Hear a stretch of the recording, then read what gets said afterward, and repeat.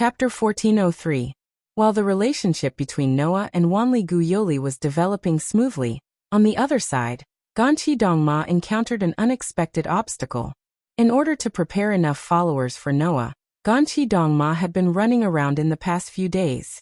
Although he kept saying, making people stay up late and work overtime for several days and nights in a row without sleeping, even the most black-hearted company wouldn't do such an unreasonable thing.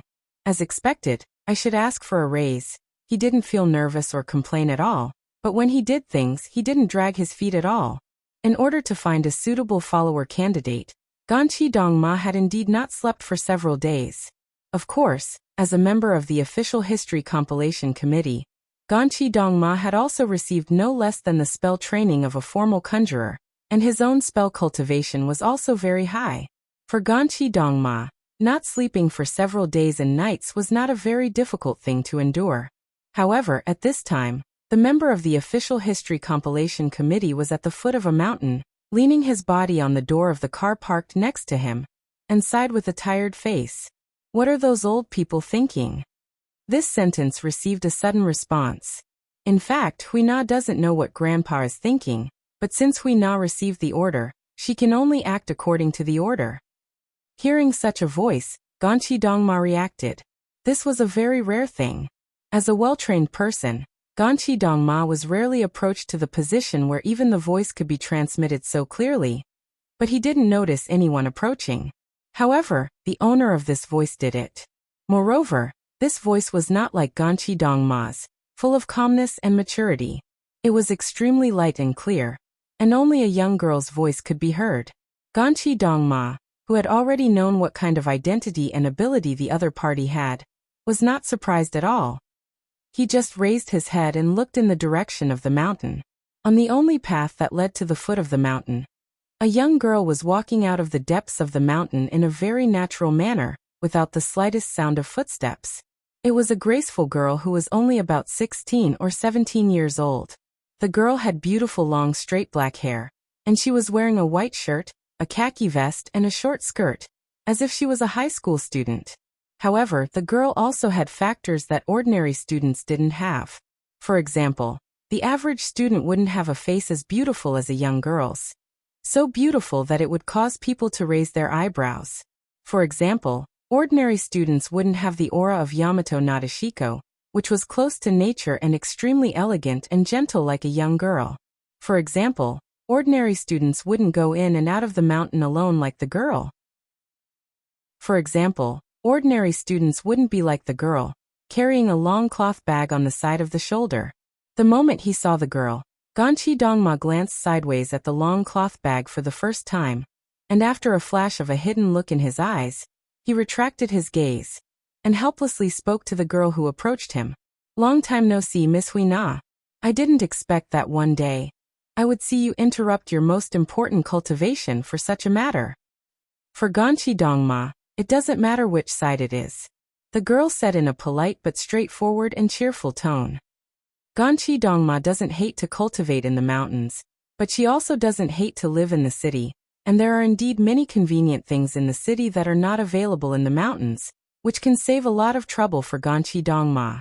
For humans who are used to all kinds of convenient things in the modern world, life in the mountains is unimaginably difficult, and Ganqi Dongma can actually save a lot of trouble to get over it, which is admirable. Ganqi Dongma said insincerely. I've heard about this from the people above, Ganqi Dongma. What should I say? What? Ganqi Dongma tilted her head, as if she was naive and romantic. Mr. Ganqi, do you think Ganqi Dongma doesn't have the ability to be the king's guard? You're joking. Ganqi Dongma smiled bitterly. If even Ganqi Dongma doesn't have the ability to be the king's follower, then I can guarantee that no one in the world can be the king's follower. Grandpa said so too. Ganqi Dongma nodded. That's why Grandpa asked Ganqi Dongma to go to the king's side. Is that really the case? Ganqi Dongma curled his lips and smiled.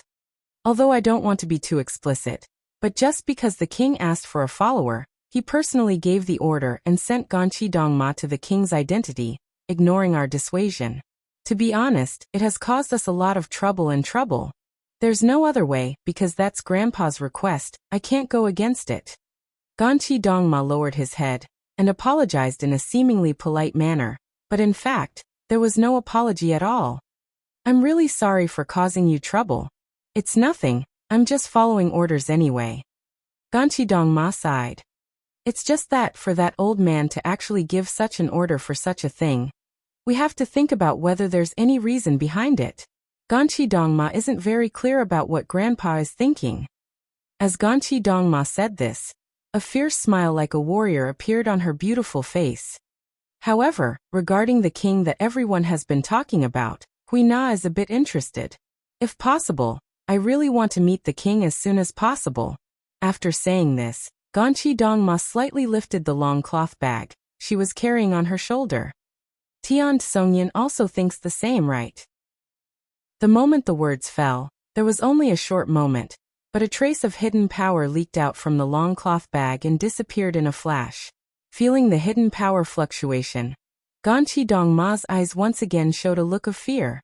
Wanli Guyoli, who was half forced by Noah to rest, did obediently follow Noah's instructions that day, lying in bed and sleeping for the whole day. In fact, Wanli Guyoli didn't have a fever at all, but because she was too shy, her temperature rose so much. Noah didn't know about the secret agreement between Wanli Guyoli and Ganqi Dongma. Therefore, he didn't think that a girl who had just known him for a few days would suddenly become shy in front of him. As a result, such a beautiful misunderstanding was created. In this way, Wanli Guyoli was embarrassed to say it, and could only hold a trace of guilt and guilt of lying, and obediently took a day of rest. Such an abundant amount of sleep made Wanli Guyoli wake up early the next morning. Because it was still a hot season, Wanli Guyoli, who slept for a whole day, sweated a lot. Therefore, Wanli Guyoli decided to take a bath first and clean his body. After removing his clothes in the bathroom, Wanli Guyoli looked at his reflection in the mirror in front of him. Her skin was as white as ivory, translucent and delicate. His figure was slender and wonderful, as if it would break with a snap. However, the place where it should be protruded was full of weight, and the place where it should be concave didn't have a trace of excess fat. Such a figure, although it couldn't be said to be extremely full, but the curves were clear, and it was also full of charm. In the past, Wanli Guyoli never cared about his figure. At most, he just thought that it would be better to be thinner than now. But now, as Wanli Guyoli looked at the reflection of her naked body in the mirror, she actually murmured out loud as if at the behest of gods and demons. If it's a boy, will he like this figure? Wanli Guyoli, who was muttering to himself, quickly woke up, and his face was red because of shame. What am I thinking about? This statement was like preparing to use this body to do something in front of a boy, wasn't it? Because of her bold words, the innocent girl felt so ashamed that she wanted to die. She quickly ran into the bathroom and took a cold shower. After taking a bath, Wanli Guyoli finally recovered his calmness. Wearing a witch costume, she came out of the bathroom and came to the main hall of the shrine. However, when Wanli Guyoli arrived in front of the main hall of the shrine, and was ready to carry out the daily cleaning, two figures just walked up the stone steps. Chapter 1404. Wanli Guyoli, who was just about to get a broom, saw two people slowly walking up the stone steps, and was completely stunned.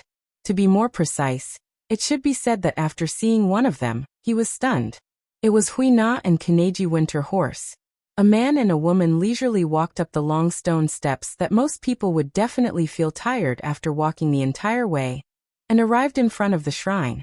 As soon as she saw Wanli Guyoli, Kaneji Winter Horse used a frivolous attitude to greet her. "Hello, Miss Yuli." "Yo Yoli." Hui Na greeted her in a friendly tone. "Long time no see. Seeing that you're doing well, I'm really relieved." Hui Na? Wanli Guyoli finally reacted and exclaimed. Why are you here?" Obviously, Wanli Guyoli and the girl called Hui Na knew each other, and were even familiar with each other. "What? Yoli, you haven't heard of me?" Hui Na said with a somewhat surprised expression. "I heard that the king is here, so Hui Na thought that Yoli must know that the king is looking for a follower." "Follower?" Wanli Guyoli was stunned, and then understood. In other words, Hui Na was sent by the committee to be Mr. Noah's follower? Oh. Kaneji Winter Horse raised her eyebrows, and a malicious smile suddenly appeared on her face. Mr. Noah? Yoli actually called the king's name directly? Huina was also a little surprised, but then she understood. Right on the way here, Mr. Kaneji also said that Yoli is preparing to develop a very close relationship with the king. It seems that Yoli is doing a good job. It's really surprising that the obedient girl Yoli actually did it.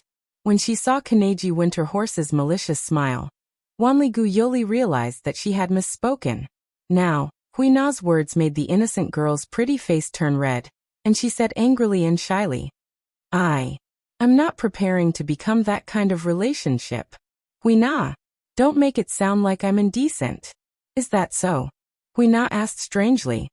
But Mr. Kaneji said that Yoli is working hard to maintain a close relationship with the king for the sake of the people of this country. Huina admired Yoli at that time. I didn't do such a great thing. Wanligu Yoli quickly waved her hand and shook her head. I just tried my best to entertain Mr. Noah as a guest. And Mr. Noah is not the kind of king who will casually do something harmful to others. Yesterday, they had just opened up to each other and had a conversation. When she said this sentence, Guyoli Yoli, Yoli Guyoli Yoli, was very confident when she said this sentence Guyoli to the end. Kaneji Winter Guyoli was surprised Yoli Guyoli. Although he verbally ridiculed Guyoli, Kaneji Winter Guyoli did not think that in just one day, Guyoli's pure character would have any breakthrough progress with Noah. Since this was the case, Kaneji Winter Guyoli, who had an excessive fear of Yoli Guyoli, Kaneji Winter Guyoli, felt that this matter was worth considering. After all, Guyoli's talent in spirit vision was almost unparalleled. The so-called spirit vision was actually a kind of revelation. Guyoli's intuition was also quite sharp, almost to the point of being able to match Noah's sensing ability. In this way, the reason why Guyoli was so confident was very likely that her keen intuition told her that Noah was such a person. This could make Kaneji Winter Guyoli feel a little relieved. As for Huina, after pondering for a while, she seemed to have made up her mind and raised her head. If that's the case, let Huina take Yoli's place and build a good relationship with the king. Such an abrupt statement not only stunned Wanligu Yoli, but also Ganqi Dongma. Under such circumstances, Huina said bluntly, actually, although I'm here to be the king's guard and follower, Grandpa also specially told me that if I can develop a close relationship with the king, then I should let Huina do it. Grandfather? Wanligu Yoli said with some uncertainty. Are you referring to that old man?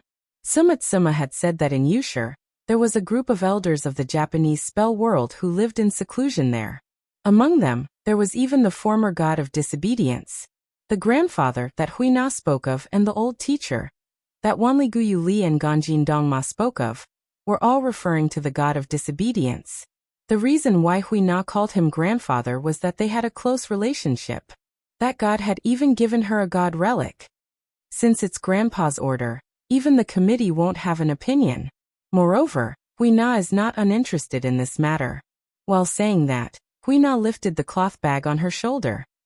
Not only Huina, but Tian Songyan is also very interested in the king. Hearing this, Wanli Gyuli unconsciously cast his gaze towards the long cloth bag. The moment he saw the cloth bag, Wanli Guyoli's heart started beating rapidly. With Wanli Guyoli's keen intuition, he could clearly feel it. In that cloth bag, there was a terrifying spell that was difficult for others to feel. That was a level of spell that ordinary humans, or even powerful magicians and spellcasters could not have. Although that level of curse power was not as strong as that of the God Slayer and the God of Disobedience, it was not weaker than that of the divine beasts that were known as the followers of the gods, who were comparable to the highest-ranking holy knights in Europe. Because of that, the existence of the cloth bag was necessary. The cloth bag was specially woven to block the power of the curse. Even so, Wanli Guyoli's spiritual sense could still sense its aura. It was the god relic that was given to Huina by the god. That was why Ganzue Winterhorse would say, "If even Ms. Huina is not capable of being the king's follower, I can guarantee that no one in the world can be the king's follower." After using the god relic, Huina's strength was one of the best in the world. He was one of the best. Even Erika and Liliana, who were known as prodigies, could not be compared to this girl. After all, this girl was special. Compared to the god ancestor, she was not inferior. Anyway, Hui Na is going to see the king now. Hui Na put the cloth bag back on her shoulder and smiled at Wanli. Wanli, quickly take Hui Na to see the king. I know. Wanli Guyoli looked away from the cloth bag and nodded. So Hui Na, Mr. Gonze, please come with me. However, at this moment an accident happened. Buzz. Accompanied by a buzzing sound that seemed to tremble the entire space. A surge of spell power surged like a crazy roaring wave from one of the corners of the shrine and burst into the sky. The invisible curse power directly turned into a substantial pressure, causing the entire space to become heavy. At the same time, the surrounding air was fiercely pressed down. Hui Na, Ganzue Winterhorse, and Wanli Guyoli's expressions changed at the same time. Then their shoulders sank, as if they were suppressed by an invisible heavy burden, and their bodies sank.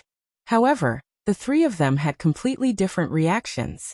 Wanli Guyoli, who had an extraordinary talent in the field of spirit vision, but whose body was weaker than an ordinary person, immediately paled and sat on the ground, paralyzed. Ganzue Winterhorse, who had a high cultivation in spells but was not good at face-to-face combat, also suddenly fell and lay on the ground in an extremely embarrassing manner. Only Hui Na felt her body sink slightly, and she knelt on the ground with one knee. Although she was not as embarrassed as Wanli Guyoli and Ganzue Winterhorse, a trace of sadness flashed across her pretty face. What's wrong? Hui Na bit her lips, enduring the terrifying spell power, and said in an extremely uncomfortable voice. What happened? That direction. Wanli Guyoli looked at the center of the spell power with a shocked expression. That's the direction of Mr. Noah's room. His words made Hui Na and Ganzue Winterhorse's expressions change. Chapter 1405. Ugh. Ah! In the hallway of the shrine, the clergy fell to the ground one by one, as if they were carsick, with a look of discomfort. Of course, that was to be expected. Unlike Yukari, who was in charge of guarding the shrine, although some of the clergy in this shrine also had some cultivation in curses, they weren't very proficient in it. Yukari, who was in charge of guarding the shrine, was officially commissioned by the Official History Compilation Committee to be a spiritual ability user sent here. Because the places she was sent to were all important spiritual power centers located in different parts of the country, the command system was completely different. Therefore, even the shrine's chief couldn't give orders to Yukari, but treated her as a noble guest. Therefore, under normal circumstances in a shrine, the person with the most outstanding cultivation and curses was usually Yukari, who was in charge of guarding the shrine, and not the clergy.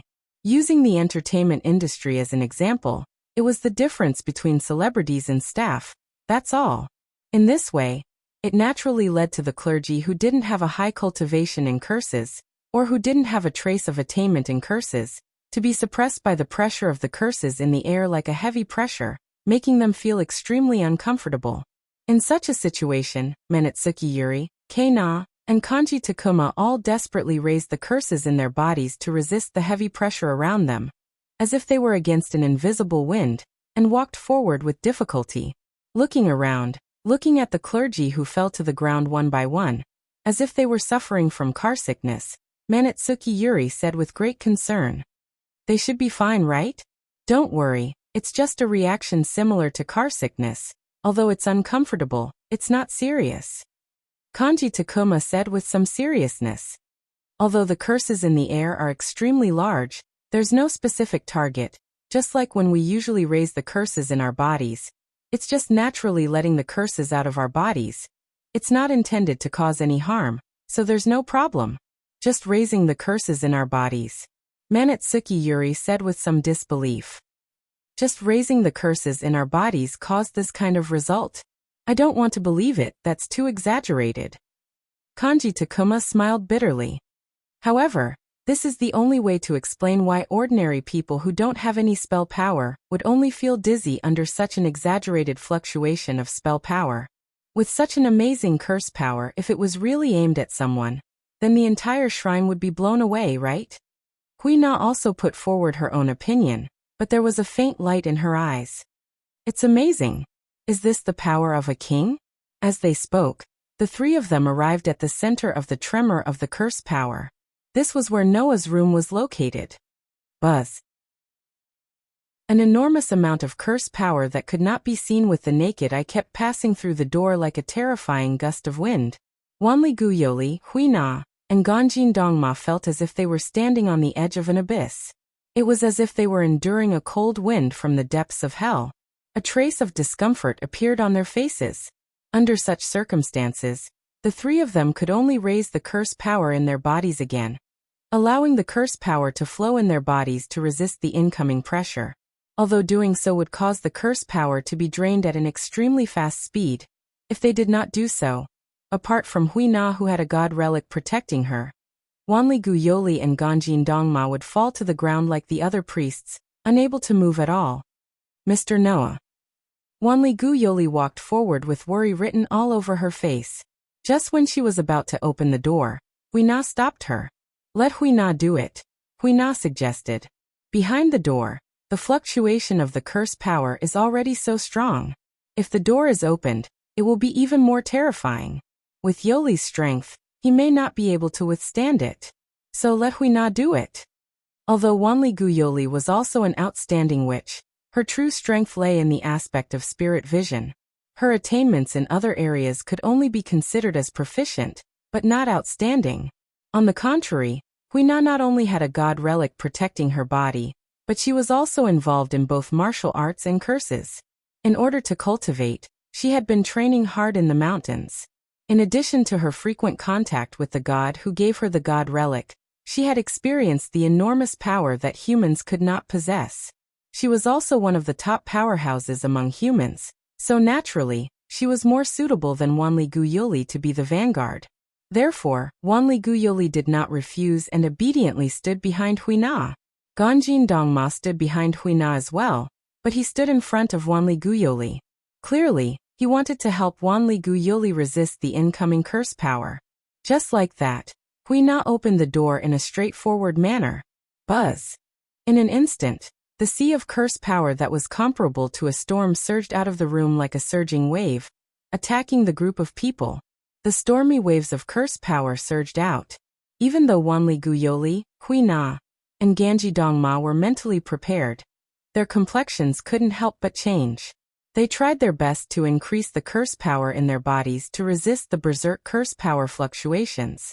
Fortunately, the incoming wave of curse power was just like what Ganjin Dongma had said.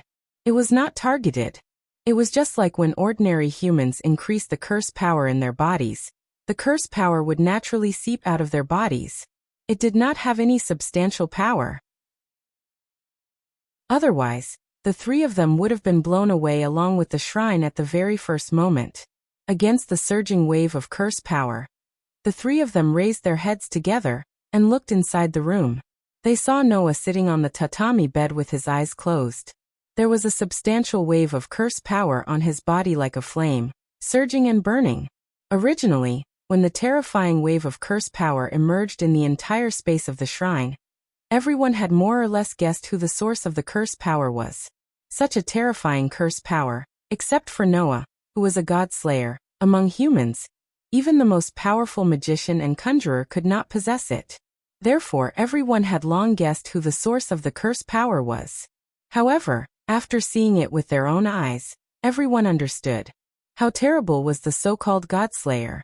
Just by increasing the curse power and letting the curse power naturally seep out of the body, it could reach such a level. Sure enough, it was something that only a god could do. No. To be more precise, not even the gods were able to reach this level. There were two reasons. 1. Noah's curse power had already reached the point of endless.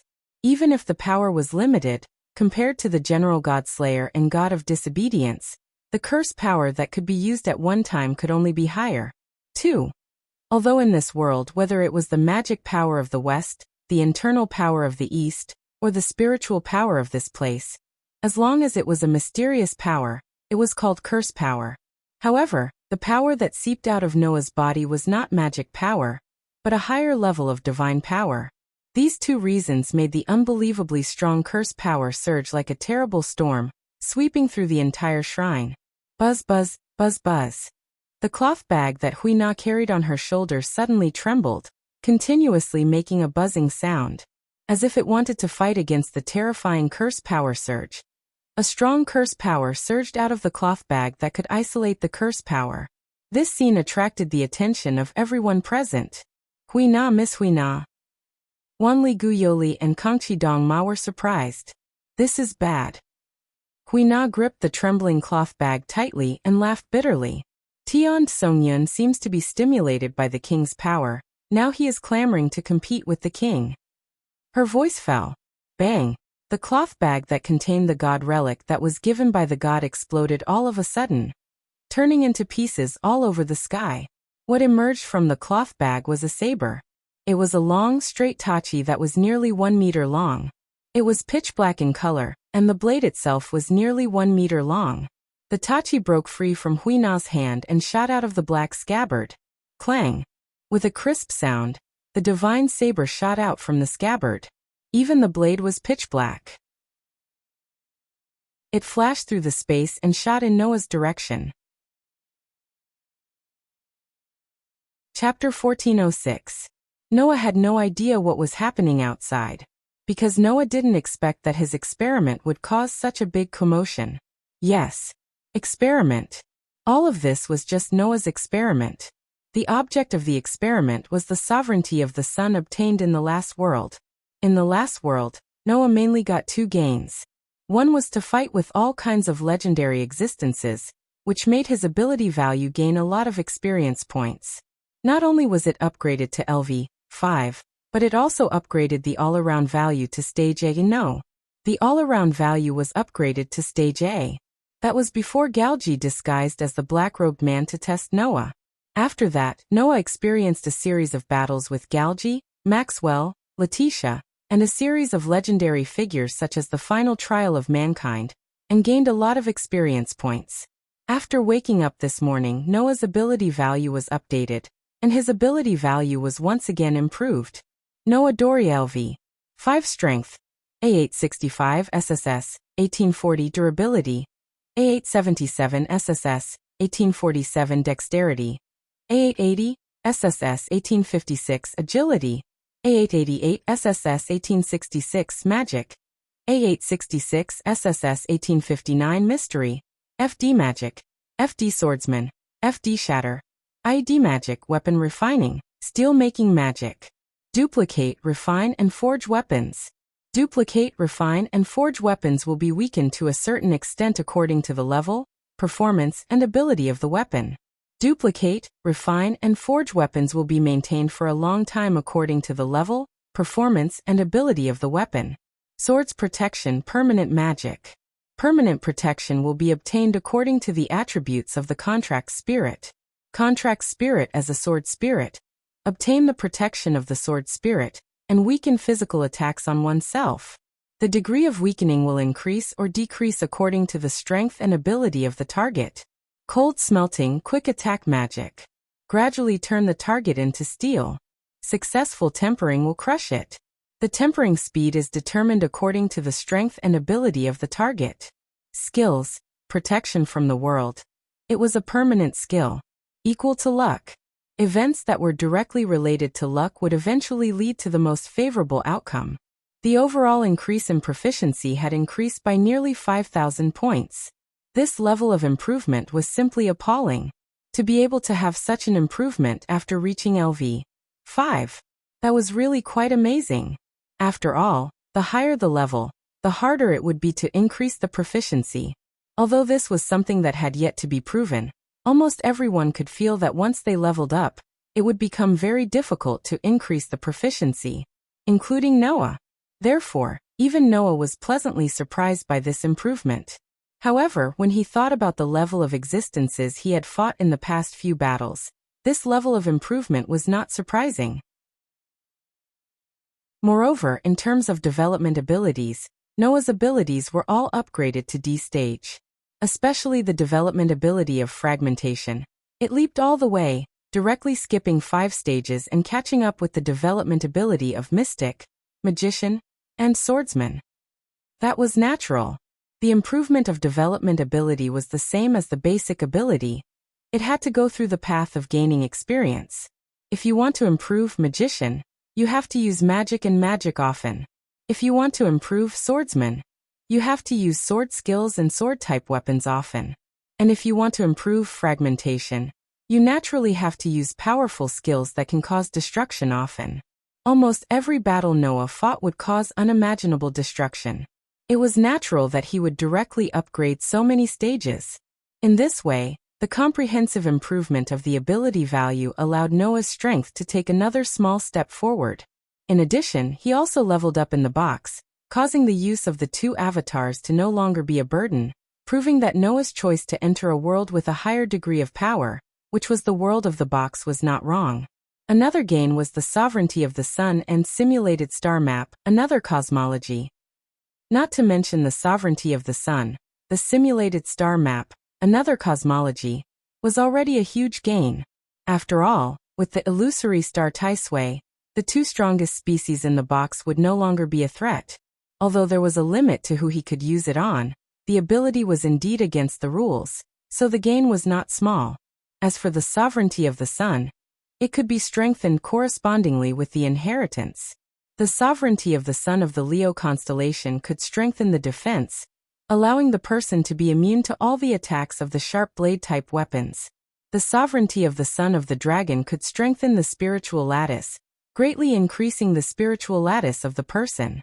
In Noah's body, it was a large increase in magic, divine power, and divine power. It could even strengthen the spirit with some special techniques.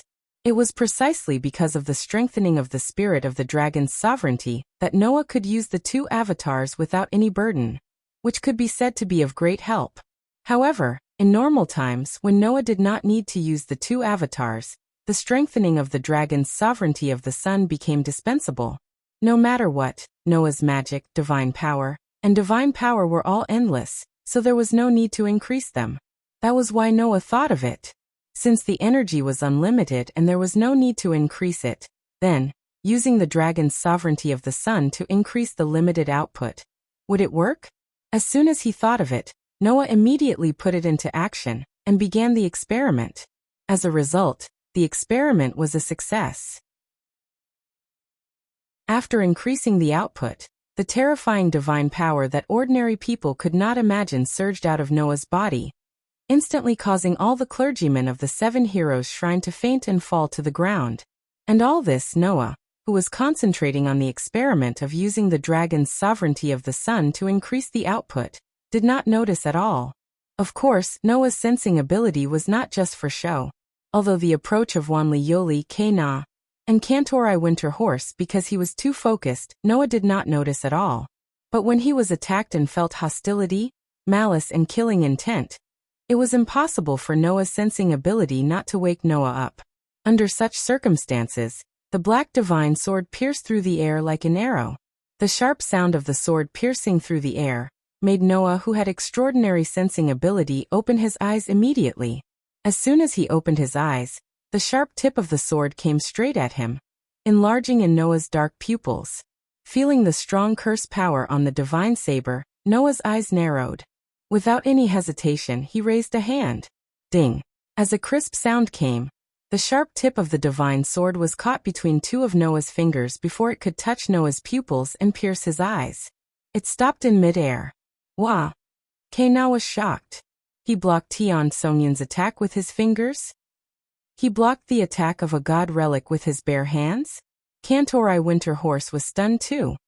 Are you kidding me? Wanli Guyoli directly covered his small mouth with a look of disbelief. The so-called god relic was a general term for the weapons, tools, and equipment used by gods. The divine sword named Tian Songyun was one of them. In the world of Xiaoya, it was called a relic. In the world of Xiaoya, it was called a godhead weapon. No matter which world it was in, such a famous divine sword was blocked by Noah with two of his fingers. I see. Is it a god relic? Noah's frown disappeared slowly. It's indeed amazing. Unfortunately, this body has impenetrable power. No matter how powerful the god relic is, it can't pierce through my body. Noah extended his other hand and flicked the black divine sword as soon as he was done speaking. Clang! As the loud sound of a bell was heard, the divine sword named Tian Songyun was flicked away by Lin Huang's finger. It spun in the air, and eventually stabbed into the ground not far away from the door. At that moment, golden ripples that looked like water ripples appeared again. Chains popped out and wrapped around the divine sword. The famous divine sword was bound to the ground and could no longer move. The outcome had been decided. It only took 1 second. Chapter 1407. Clang, clang, clang, clang. The pitch-black divine saber that was tightly bound by the chains trembled uncontrollably, rubbing against the chains that bound it tightly. Crisp clashing sounds rang out continuously, reverberating through the air. However, no matter how hard the black sword struggled, it could not break free from the chains. Noah only got up from his bed when he saw that. I knew it. I thought it was strange that a god relic would have a consciousness. The divine knife named Tian Songyun clearly had a mind of its own. It attacked Noah on its own accord. However, Noah had never heard of a god relic having a consciousness. Noah glanced at the struggling pitch-black divine blade, then turned his gaze to Huina. Although the sword is a god relic, it's not Susanu's sword in Japanese mythology. It's a subordinate god that was born from the god's power. Am I right? Huina was slightly shocked when she heard that. She nodded immediately. Yes, although Kusanagi is a god relic, it's not the real Kusanagi sword in Japanese mythology. It's a subordinate god of the god that I serve. A subordinate god. It was also a type of god. Just like how Noah had servants like Letitia, Pest, and Aster, in all kinds of myths and legends, the gods also had their own gods subordinate to them. Such subordinates were called subordinate gods. Subordinate gods did not have a fixed form nor a fixed identity. Some of them were gods that had a deep relationship with the god that they served in the myths. Some of them were gods like Kusanagi sword that were part of the god's power that they served in the myths. In terms of strength, they were inferior to the god slayer and the disobedient god. However, it was still stronger than the divine beasts and the like. Of course, a subordinate god like Kusanagi sword that appeared in the form of a god relic in myths was more outstanding in terms of the weapon aspect. The amount of power that could be unleashed depended entirely on the user's ability to use it. In other words, the Kusanagi sword that Huina had was not the real Kusanagi sword in Japanese mythology. It was the subordinate god of the Kusanagi sword's owner, the famous Susanu. It possessed the functions of a god relic as well as the identity of a god. However, it was not the real deal. That was why Noah's Enkidu was able to restrain it. Because it had the side of being a subordinate god. It naturally possessed divinity. Now I finally understand. Noah turned his gaze to Ganqi Dongma and suddenly smiled. One of your elders who live in seclusion, the true identity of the god of disobedience is Susanu, right? Winter Horse Ganqi nodded with a bitter smile. Susanu. In Japanese mythology, it was a very famous divinity. Speaking of Susanu, Izanagi and Izanami must also be mentioned. Izanagi and Izanami were the father and mother gods in Japanese mythology. All the gods in Japanese mythology were created by these two gods in various ways, or gave birth to their children. Susanu was Izanagi's son. Susanu's full name was Susanu. He possessed many attributes, and was known as the god of storm. He was also known as the god of destruction because of his violent nature. At the same time, he possessed the divinity of the god of earth. Later on, he became the god of conquest and the god of heroes because of various mythical deeds. This god could control storms and was also a user of steel. When this god was mentioned, it was impossible not to think of him as the most famous god in Japanese mythology. In order to save the girl who was sacrificed to the famous monster in Japanese mythology, Yamata no Orochi, Susanu killed Yamata no Orochi and took a sword from its tail. That sword was the Kusanagi sword, also known as the Kusanagi sword. Since then, Susanu became the hero who killed Yamata no Orochi, also known as the god of steel. The Kusanagi sword was later passed down in Japan and became a symbol of royalty because of its special status. In fact, in Noah's Gate of Babylon, the famous king's sword was also sleeping. That was why Noah understood that the pitch-black divine blade in front of him was not the real heavenly sword of clouds. However, from the fact that the sword was Susanu's subordinate god, It was not an exaggeration to call it the real thing. After all, this sword was a subordinate god that Susanoo created based on his own legend in the myths. Unfortunately, although the sword had Susanoo's divine power, it did not have a symbol of royalty. That was because the Kusanagi sword had been passed down from Susanoo's hands to the next generation. In Noah's Gate of Babylon, the Kusanagi sword's ability was a symbol of royalty. It was the way of the king and the sword of the king. The sword in front of him was just a divine relic and a subordinate god that embodied Susanoo's power. Presumably, the sword's ability should be similar to Susanoo's authority, right? Susanoo, the conquering god of steel? Noah thought to himself. The sleeping strongest steel that Pandora mentioned shouldn't be that guy, right? With that in mind, Wanli Guyoli suddenly stepped forward with a face full of anger. He directly rushed in front of Noah and shouted loudly, "Mr. Noah, what the hell are you doing?" Ha! Noah was shocked. Noah was not the only one who was shocked. Even Kana and Kaneji Winterhorse were shocked. Wanli Gu did not notice at all, and continued to shout angrily. "Do you know what you've done? Do you know how much trouble you've brought to the people around you?" Noah was a little confused. "What have I done?" "You've done something that doesn't fit your status at all." Wanli Gu approached Noah with an extremely strong aura. "You're a king. Since you're a king, you should think more about the people around you. I realize that you don't realize how much influence you have. Please reflect on yourself." Noah, who was shocked by Wanli Gu's strong aura, was stunned. He only realized it when he came back to his senses. Wanli Guyoli's pretty face was less than 10 centimeters away from his own face because her whole body was close to his. This made Noah feel a little uncomfortable, and he laughed bitterly. "Although I don't know what happened, it should be my experiment that affected you a little. If you want to lecture me, I'll listen to you properly later. So calm down first. Your face is too close." Wanli Gu only noticed this now. Her pretty face turned red and she quickly moved away. She held her burning face and cried softly as if she was about to cry. What did I do?" Only now did she feel embarrassed? Wasn't it a little too late? Noah couldn't help but laugh. At the same time, he felt that this innocent girl was quite cute. At this time, Hui Na and Ganchi Dongma finally reacted from the sudden situation. As expected of a king, even Tian Songyan was defeated in an instant. Although the lack of a user was one of the reasons, when Tian Songyan showed his true strength, even I couldn't do anything. Hui Na said with a happy expression. "A king's strength is actually so strong. That's too strong." Was it strong? However, Noah had only used one hand to send Tian Songyan flying.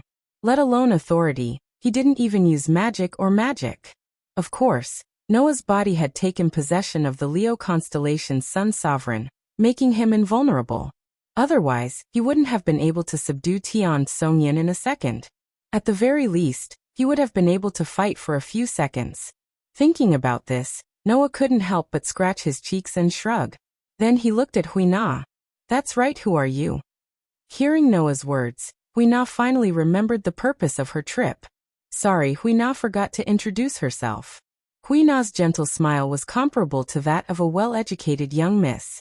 However, she didn't bow. Instead, she tilted her head and closed her eyes as she said this with a smile. "I am Hui Na from Clear Autumn Courtyard. At the king's request, I came to become the king's follower, which you on. Please take care of me, my king." Chapter 1408. Qingqiu Courtyard. Noah looked at Keiko in surprise. "Qingqiu Courtyard? Are you referring to that Qingqiu Courtyard?" In Japan, there are 4 leading families in the world of Japanese magic. They were the Qingqiu Courtyard, the Jufuzuka Courtyard, the Lianqing Courtyard, and the Sayako Courtyard. These 4 families were the 4 ancient families that had served the emperor since ancient times. They had an extremely ancient history and noble origins. Today, the 4 families stood at the pinnacle of the entire Japanese spell world. Among them, the Sayako Courtyard was the core of the Official History Compilation Committee. The founder of the Official History Compilation Committee was the former head of the Sayako Courtyard. The Qingqiu Courtyard was a family that specialized in martial arts and political power. Once, The four families competed with each other for fame and fortune. In the end, the Sayako courtyard won the battle. Therefore, the official history compilation committee of Japan's spell world had the Sayako courtyard as its core. Apart from the fact that the committee was founded by the Sayako courtyard, this was also part of the reason. In view of this, the Sayako courtyard, the official history compilation committee, had the right to dispatch members of the other three families. Despite this, the Qingqiu courtyard's political influence was also extraordinary. Even if they were dispatched by the official history compilation committee, they were still the leader of the Japanese spell world. Even the core of the official history compilation committee, the Sayako courtyard, could not ignore their influence. That's right. Hui nodded with a naive expression that made it impossible for anyone to see through her. Keiko is the only daughter of the Qingqiu courtyard. Everyone says that Keiko will inherit the Qingqiu courtyard sooner or later, but it doesn't matter to Keiko whether she can inherit it or not. In addition, Keiko courtyard was also a witch. Moreover, she was the head witch of the current generation. Since young, she worshipped Susanoo as a witch. She could listen to the voice of the gods and borrow the power of the gods. Susanoo even gave her the divine sword Tingyun. She was a genius in the Japanese spell world. This was Keiko courtyard's Keiko courtyard. Just like what Kaneko said, Keiko courtyard's Keiko courtyard was second to none in the world. Although she could only borrow a fraction of the power, this level of power was enough to put Keiko courtyard's Keiko courtyard above Erika and Liliana. If Erika and Liliana were the prodigies of the European magic world, then Keiko courtyard's Keiko courtyard was the prodigy of the Japanese spell world. Keiko courtyard's Keiko courtyard. Keiko courtyard's Keiko courtyard's Keiko courtyard's Keiko courtyard. Keiko courtyard's Keiko courtyard. Keiko courtyard. In other words, the divine power you borrowed is Susanoo's power, right? Keiko said Keiko. Grandfather said that the king needs me, so he sent me to the king's side. No matter what the king wants to do to me, I have to obey. No matter what? Wanli Guyoli's pretty face turned red again. It was unknown whether or not he had thought of something wrong. Oh. Winter Horse Ganchi narrowed his eyes. Are you going to use this trick? Noah was also a little speechless, but then he suddenly smiled. He walked up to Keiko courtyard's Keiko courtyard and reached out his hand. Keiko courtyard was stunned. He lifted the girl's chin. Then, if I ask you to deal with the god you worship, will you listen? This sentence made Keiko courtyard's Keiko courtyard and Keiko courtyard's breathing stagnate at the same time. Keiko courtyard's Keiko courtyard was also a little stunned, but then she felt shy because the corner of Noah's mouth was slightly raised. Keiko courtyard's Keiko courtyard's Keiko courtyard's Keiko courtyard's Keiko courtyard. If Keiko courtyard's Keiko courtyard's Keiko courtyard will help you. From Keiko courtyard's words, although she called Susanoo courtyard's Keiko courtyard, she didn't have any relationship with the god. But that's true. Susanoo courtyard was also a god. Even if one of the elders of the Japanese magic circle was living in seclusion in the hidden world, he would still point out the happenings in the modern world. So, he would probably only pay attention to matters related to gods and godslayers, right? As a high and mighty god, building a relationship with ordinary humans was not an option for that guy at all. Keiko courtyard called him Keiko courtyard's Keiko courtyard's Keiko courtyard's Keiko courtyard's Keiko courtyard. Understanding this point, Noah somewhat understood what kind of position those elders living in seclusion in the secluded world played. Simply put, they were a group of people who took advantage of their seniority. Sure enough, no matter where one went, there would always be annoying people. Clang clang clang clang.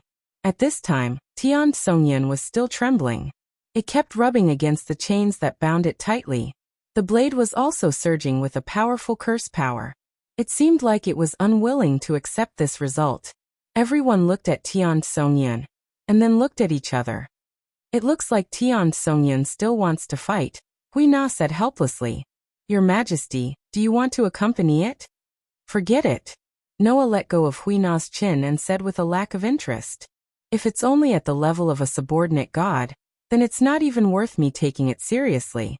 Besides, I also said that my body has the grace of invulnerability. That knife can't do anything to me at all. Plus, I promised to live here as an ordinary person as possible. So I'll leave it to you. Hearing this, Wanli Gyuli cast a grateful look at Noah. Winter Horse Mandala said helplessly, "Even subordinate gods can't be serious? Should I say, as expected of the most terrifying god slayer?" If that was the case. Only Hui Na sighed as if she was extremely troubled. Tian Songyan is usually very nice, but when he gets angry, even I can't do anything. Even if the king asked me to deal with him, I don't know what to do. Although she said that, Hui Na still walked towards Tian Songyun. No matter what, let's put Tian Songyun away first. After saying that, Hui Na extended her hand towards Tian Songyun, who was tightly bound. At this moment, Noah sensed something strange and frowned. His eyes hardened as he suddenly opened his mouth to speak. "Be careful." Unfortunately, it was too late to say anything. Hui Na's hand gripped the handle of Tian Songyun's knife tightly. At that moment, a surge of curse power surged out of Tian Songyun's blade. It turned into a dense darkness and surged in all directions like a tide. The speed at which the darkness spread was indescribably fast. However, Noah had already sensed that something was amiss long ago, so it was not difficult for him to avoid it. However, when he saw Wanli Gyuli and Hui Na being covered by the darkness, Noah clicked his tongue and relaxed his tense body, allowing the darkness to swallow him. Then, the feeling of the world spinning attacked Noah's body. When he came to his senses, Noah was already in an unknown forest. When Noah opened his eyes, the first thing he saw was an emerald green mountain. The smell of soil and trees was very strong. There was a small stream flowing by the side. However, it was raining cats and dogs, and the wind was howling as it blew across the entire world. Noah looked around, and it didn't take him long to find a small house. It was a Japanese-style wooden house that seemed to have appeared in ancient times. Looking at the small house, Noah narrowed his eyes slightly, lifted his foot, and walked in that direction without hesitation. Not long after, Noah arrived at the door of the house. Without any hesitation, Noah reached out and opened the door. In the next moment, a figure appeared in front of Noah. "You're finally here. It's so hard to see you." The person who said this was an old man sitting cross-legged in front of an old-fashioned fireplace. He was very tall and wore a rough kimono. Even through the cloth, one could still see the bulging muscles of the old man. He had a strong body that did not match his age. "I'm sorry. I used my family's witch in Tian Songyun as a medium to bring you here." The old man was not apologetic at all. "Anyway, come in first." Chapter 1409. Inside the wooden hut, the old man was holding a bottle of wine and was happily drinking from it. Noah did not pay any attention to the old man, and instead looked to the side of the old man. Over there, Kusanagi, whose entire body was burning with curse energy, was stabbed into the ground, emitting a clear battle intent towards Noah. The divine sword that belonged to Susanoo had not given up on fighting Noah. It was different from Susanoo, who only became a steel after slaying dragons and snakes. Kusanagi was a subordinate god, and from the moment it was born, it existed in the form of a sword and a blade. It was the most primitive and purest steel god. As a steel god, every steel god was a god of war, and a god of war. Their thirst for battle was simply unimaginable to humans. As such, after experiencing Noah's incomparable power, as the purest steel, Kusanagi, as the purest steel, released such an unrelenting battle intent towards Noah. Unfortunately, to Noah, it would be a different story if his opponent was someone worthy of respect and pleasing to the eye. However, for someone like Kusanagi, who was inexplicably harassing him, Noah did not even want to pay attention to him.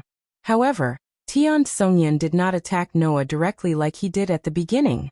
Although he released a shocking battle intent towards Noah, he obediently stayed by the old man's side, not moving at all.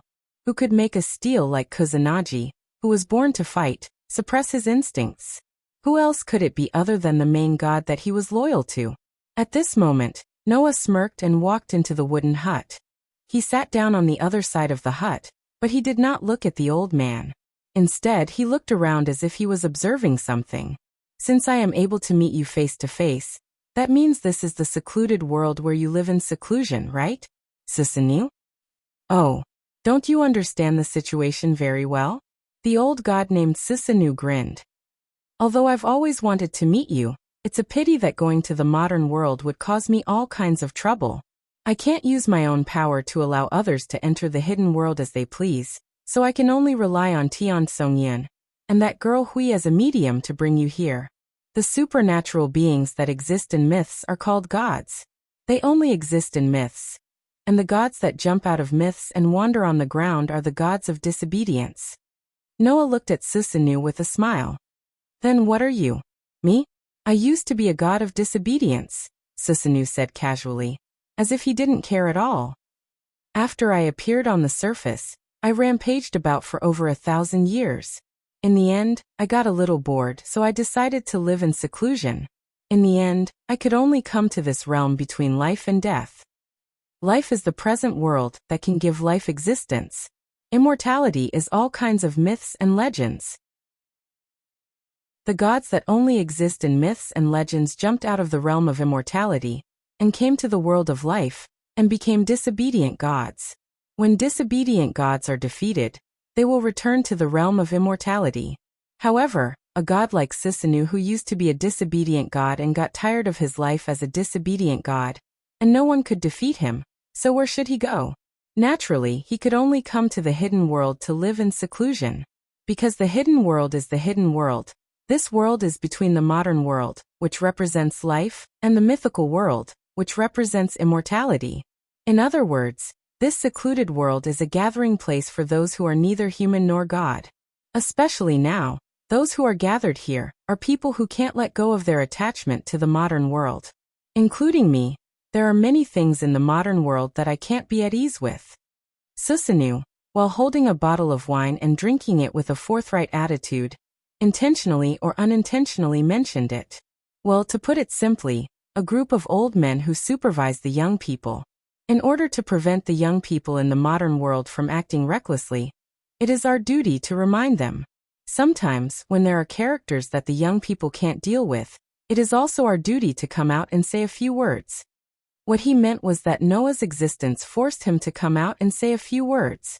However, Noah snorted at this, saying, "You don't have to say so many nice words. It's not the first time I have dealt with gods like you.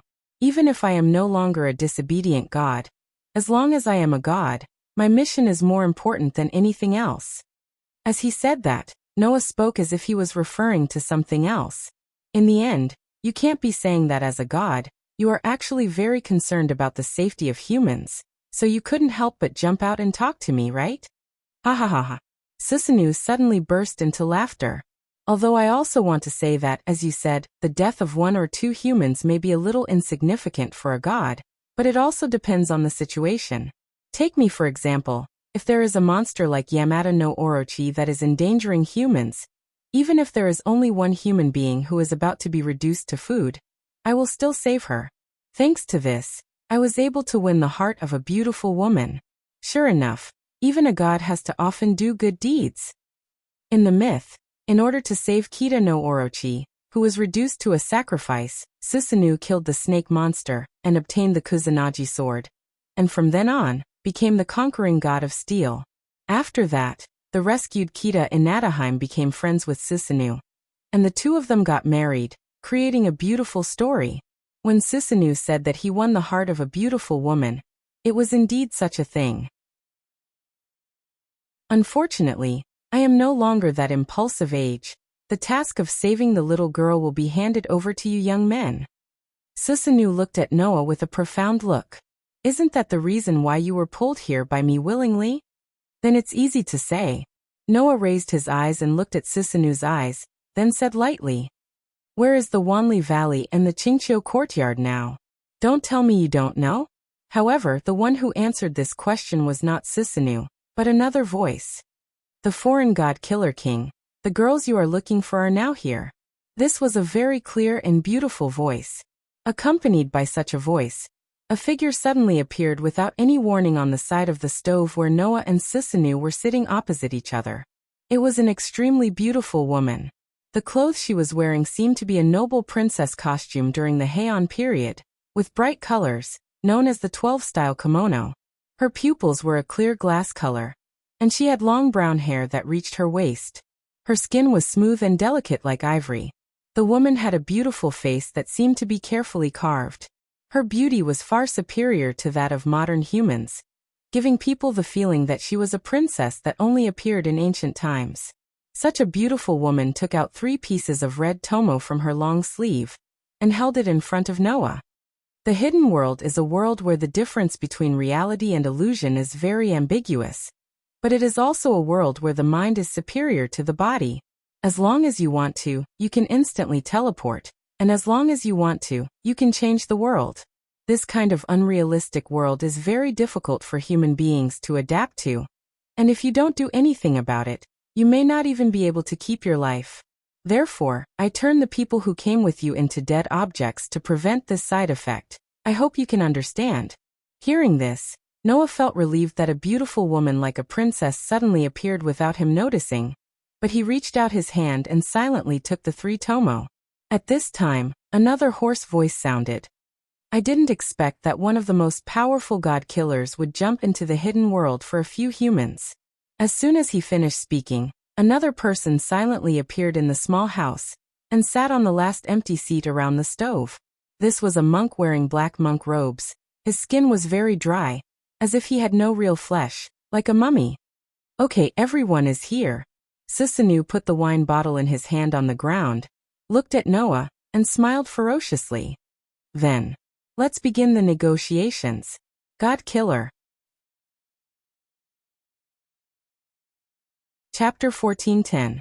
Negotiate. Susanoo's words made Noah look around.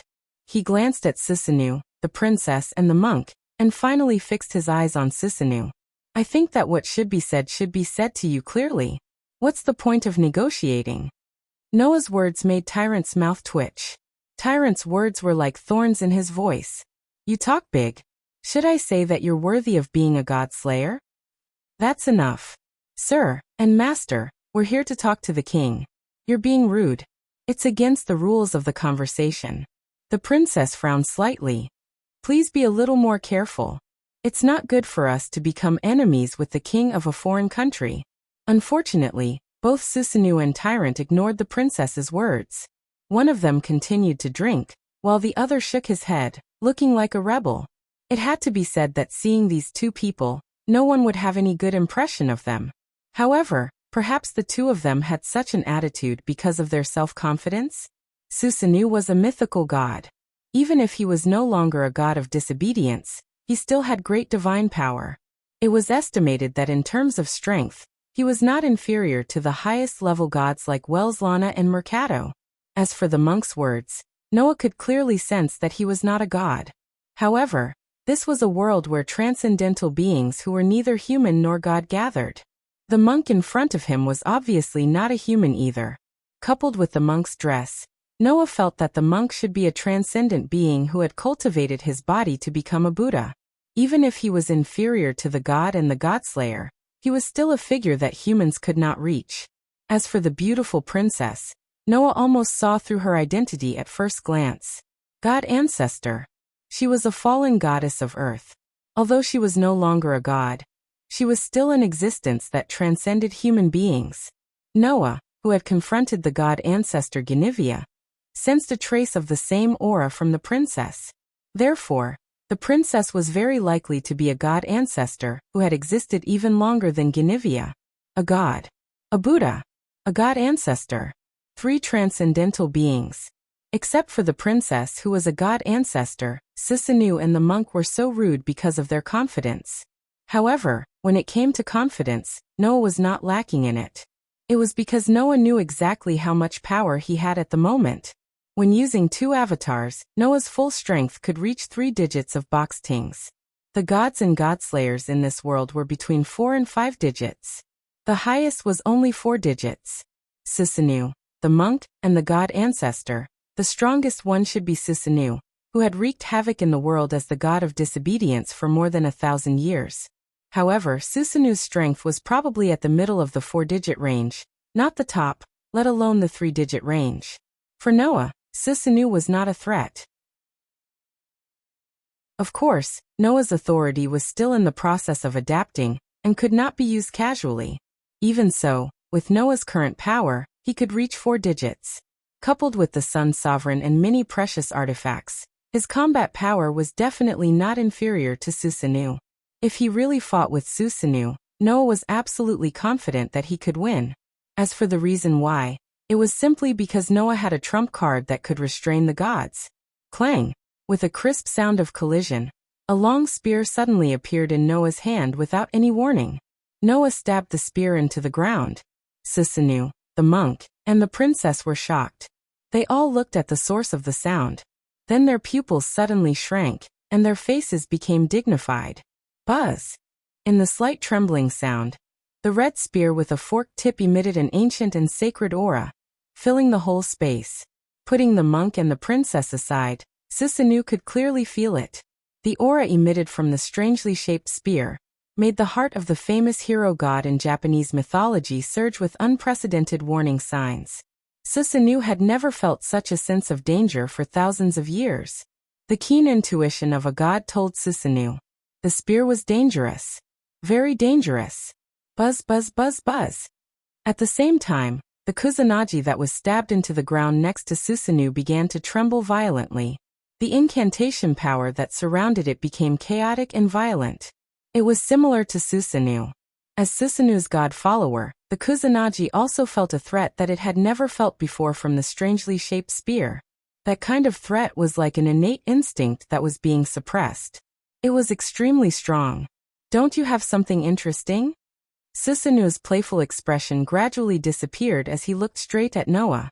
Is that a type of god relic? It's not an exaggeration to say that in this world. However, it's different from your broken sword. Mine is the real deal. Noah met Sisanu's gaze and smirked.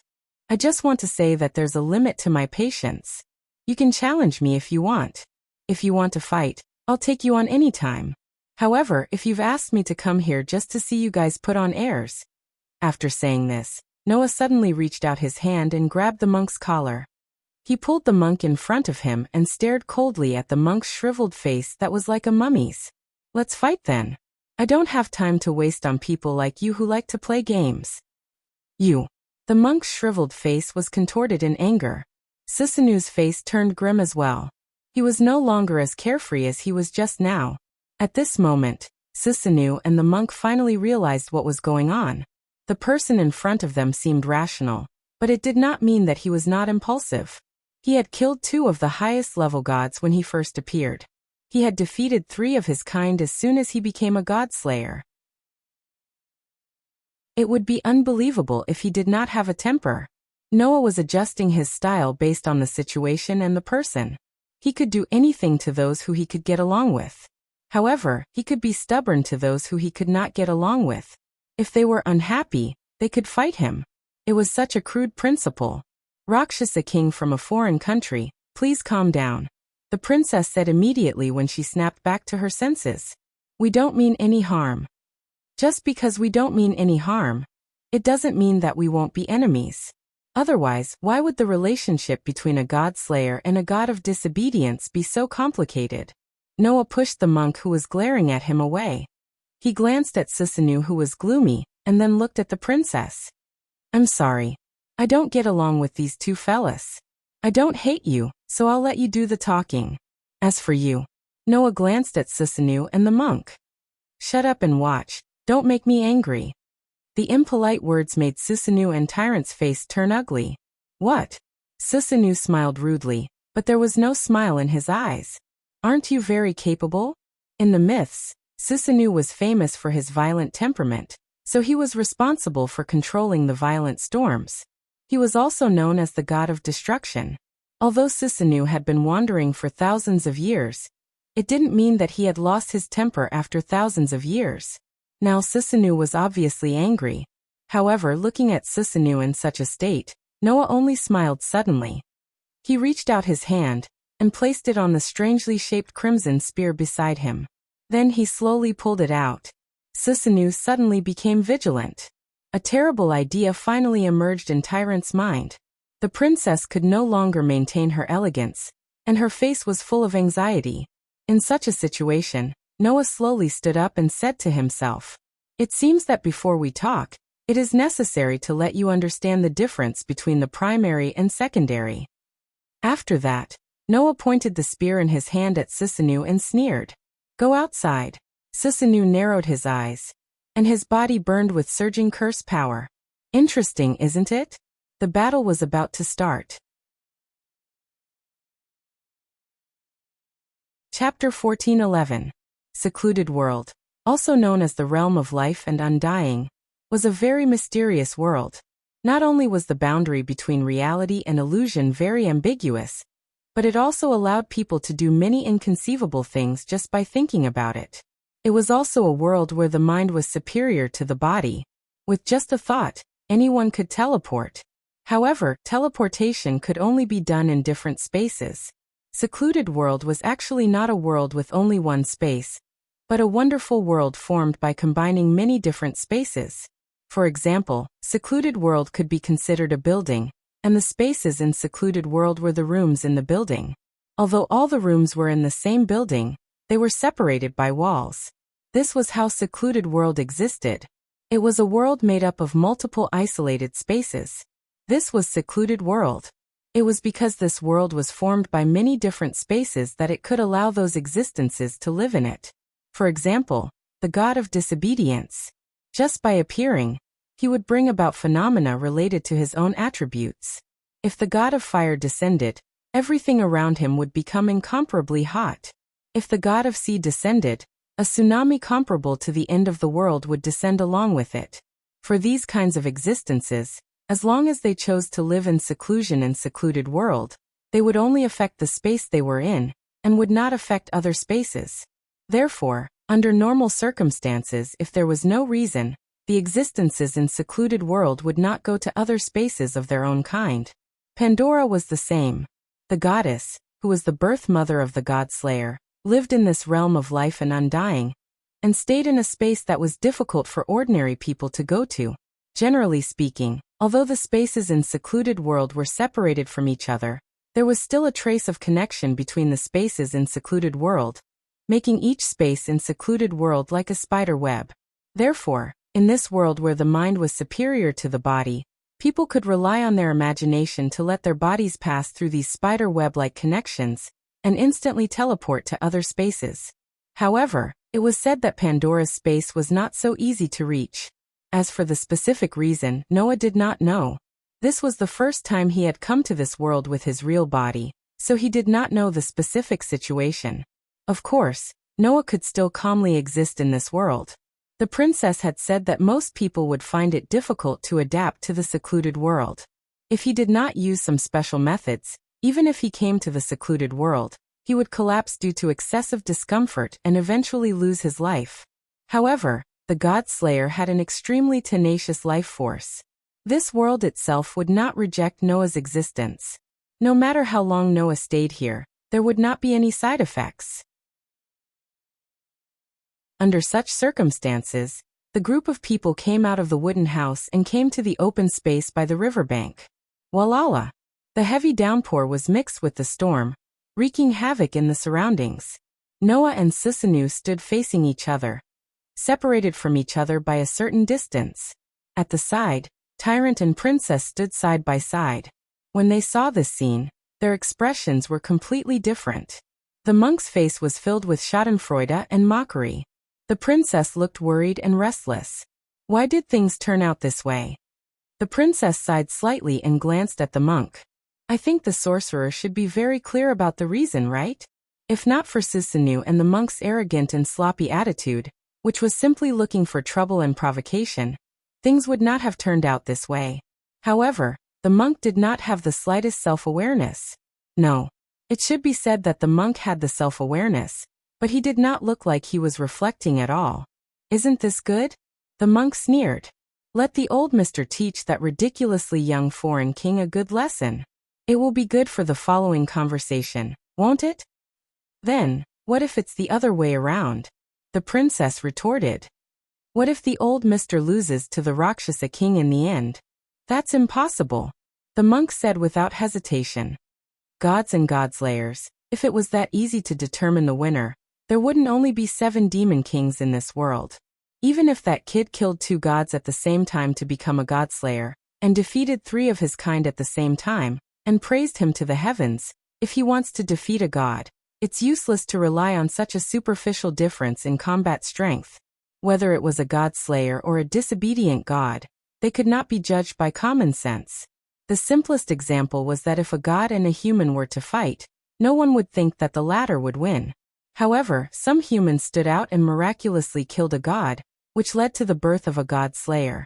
Therefore, if one were to judge the outcome of a battle between a god-slayer and a god based solely on the difference in combat strength, the result would often be shocking. Let's not talk about other things. In the past, when Noah succeeded in becoming a god-slayer, during the 3 months he was active in Italy, he also met many gods. However, because of the god's tenacious vitality, he did not succeed in killing the 3rd disobedient god and obtaining new power. From this point of view, the monk's words were undoubtedly correct. The princess also agreed with this statement. However, that was under normal circumstances. The princess could not help but look at the strangely shaped spear in Noah's hand, which exuded an extremely sacred and ancient aura. As a god ancestor, the princess's sharp spiritual sense told her that spear was very likely to subvert this common sense. Otherwise, Noah would not have so easily started a fight with Susanu. Under the gaze of the princess and the monk, Noah, who was in the middle of the storm, was completely drenched, holding the strangely shaped spear in his hand and looking forward.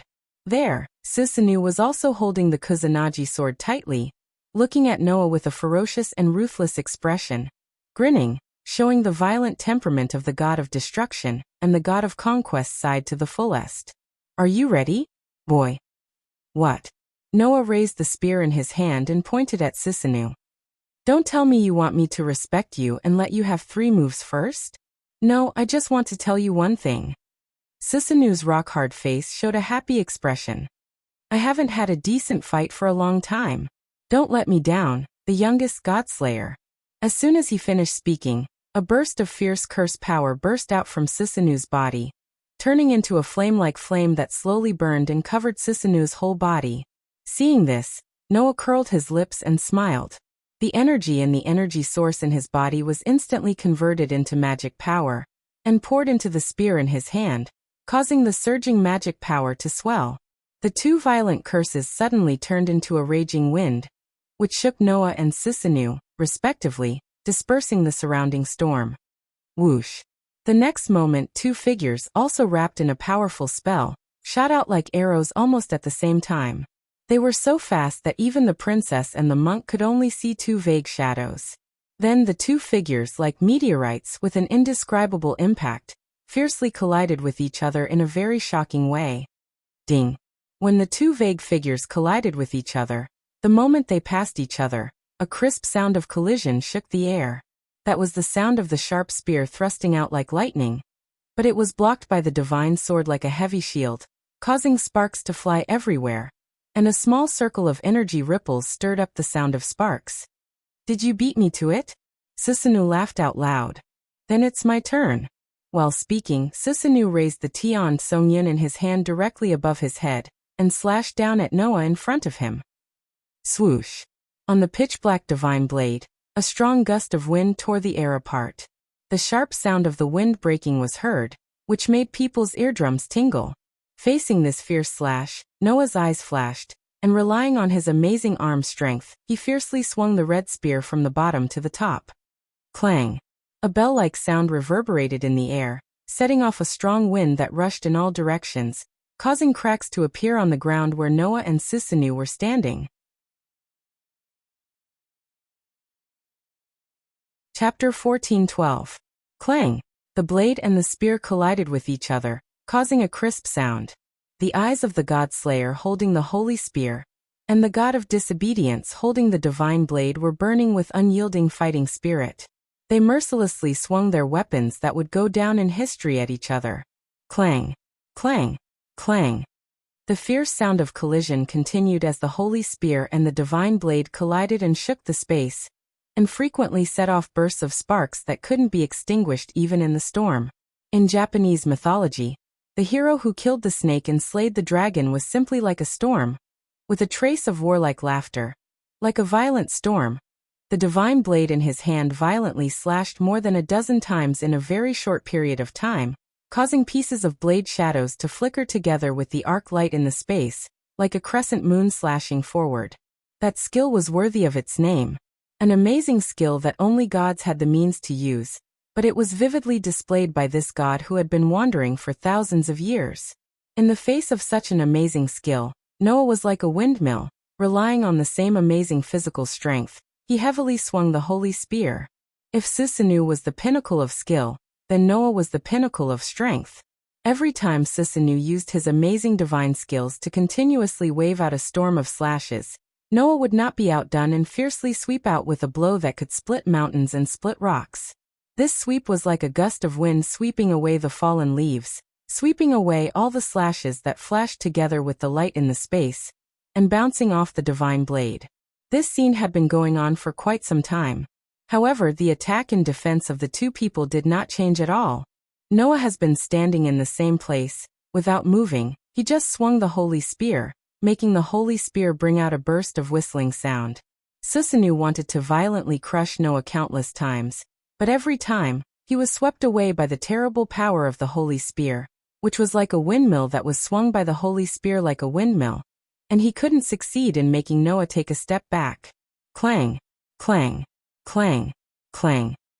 The attack and defense that only appeared in myths and legends continued. The continuous sound of collisions rang out, accompanied by dazzling sparks that appeared in the storm.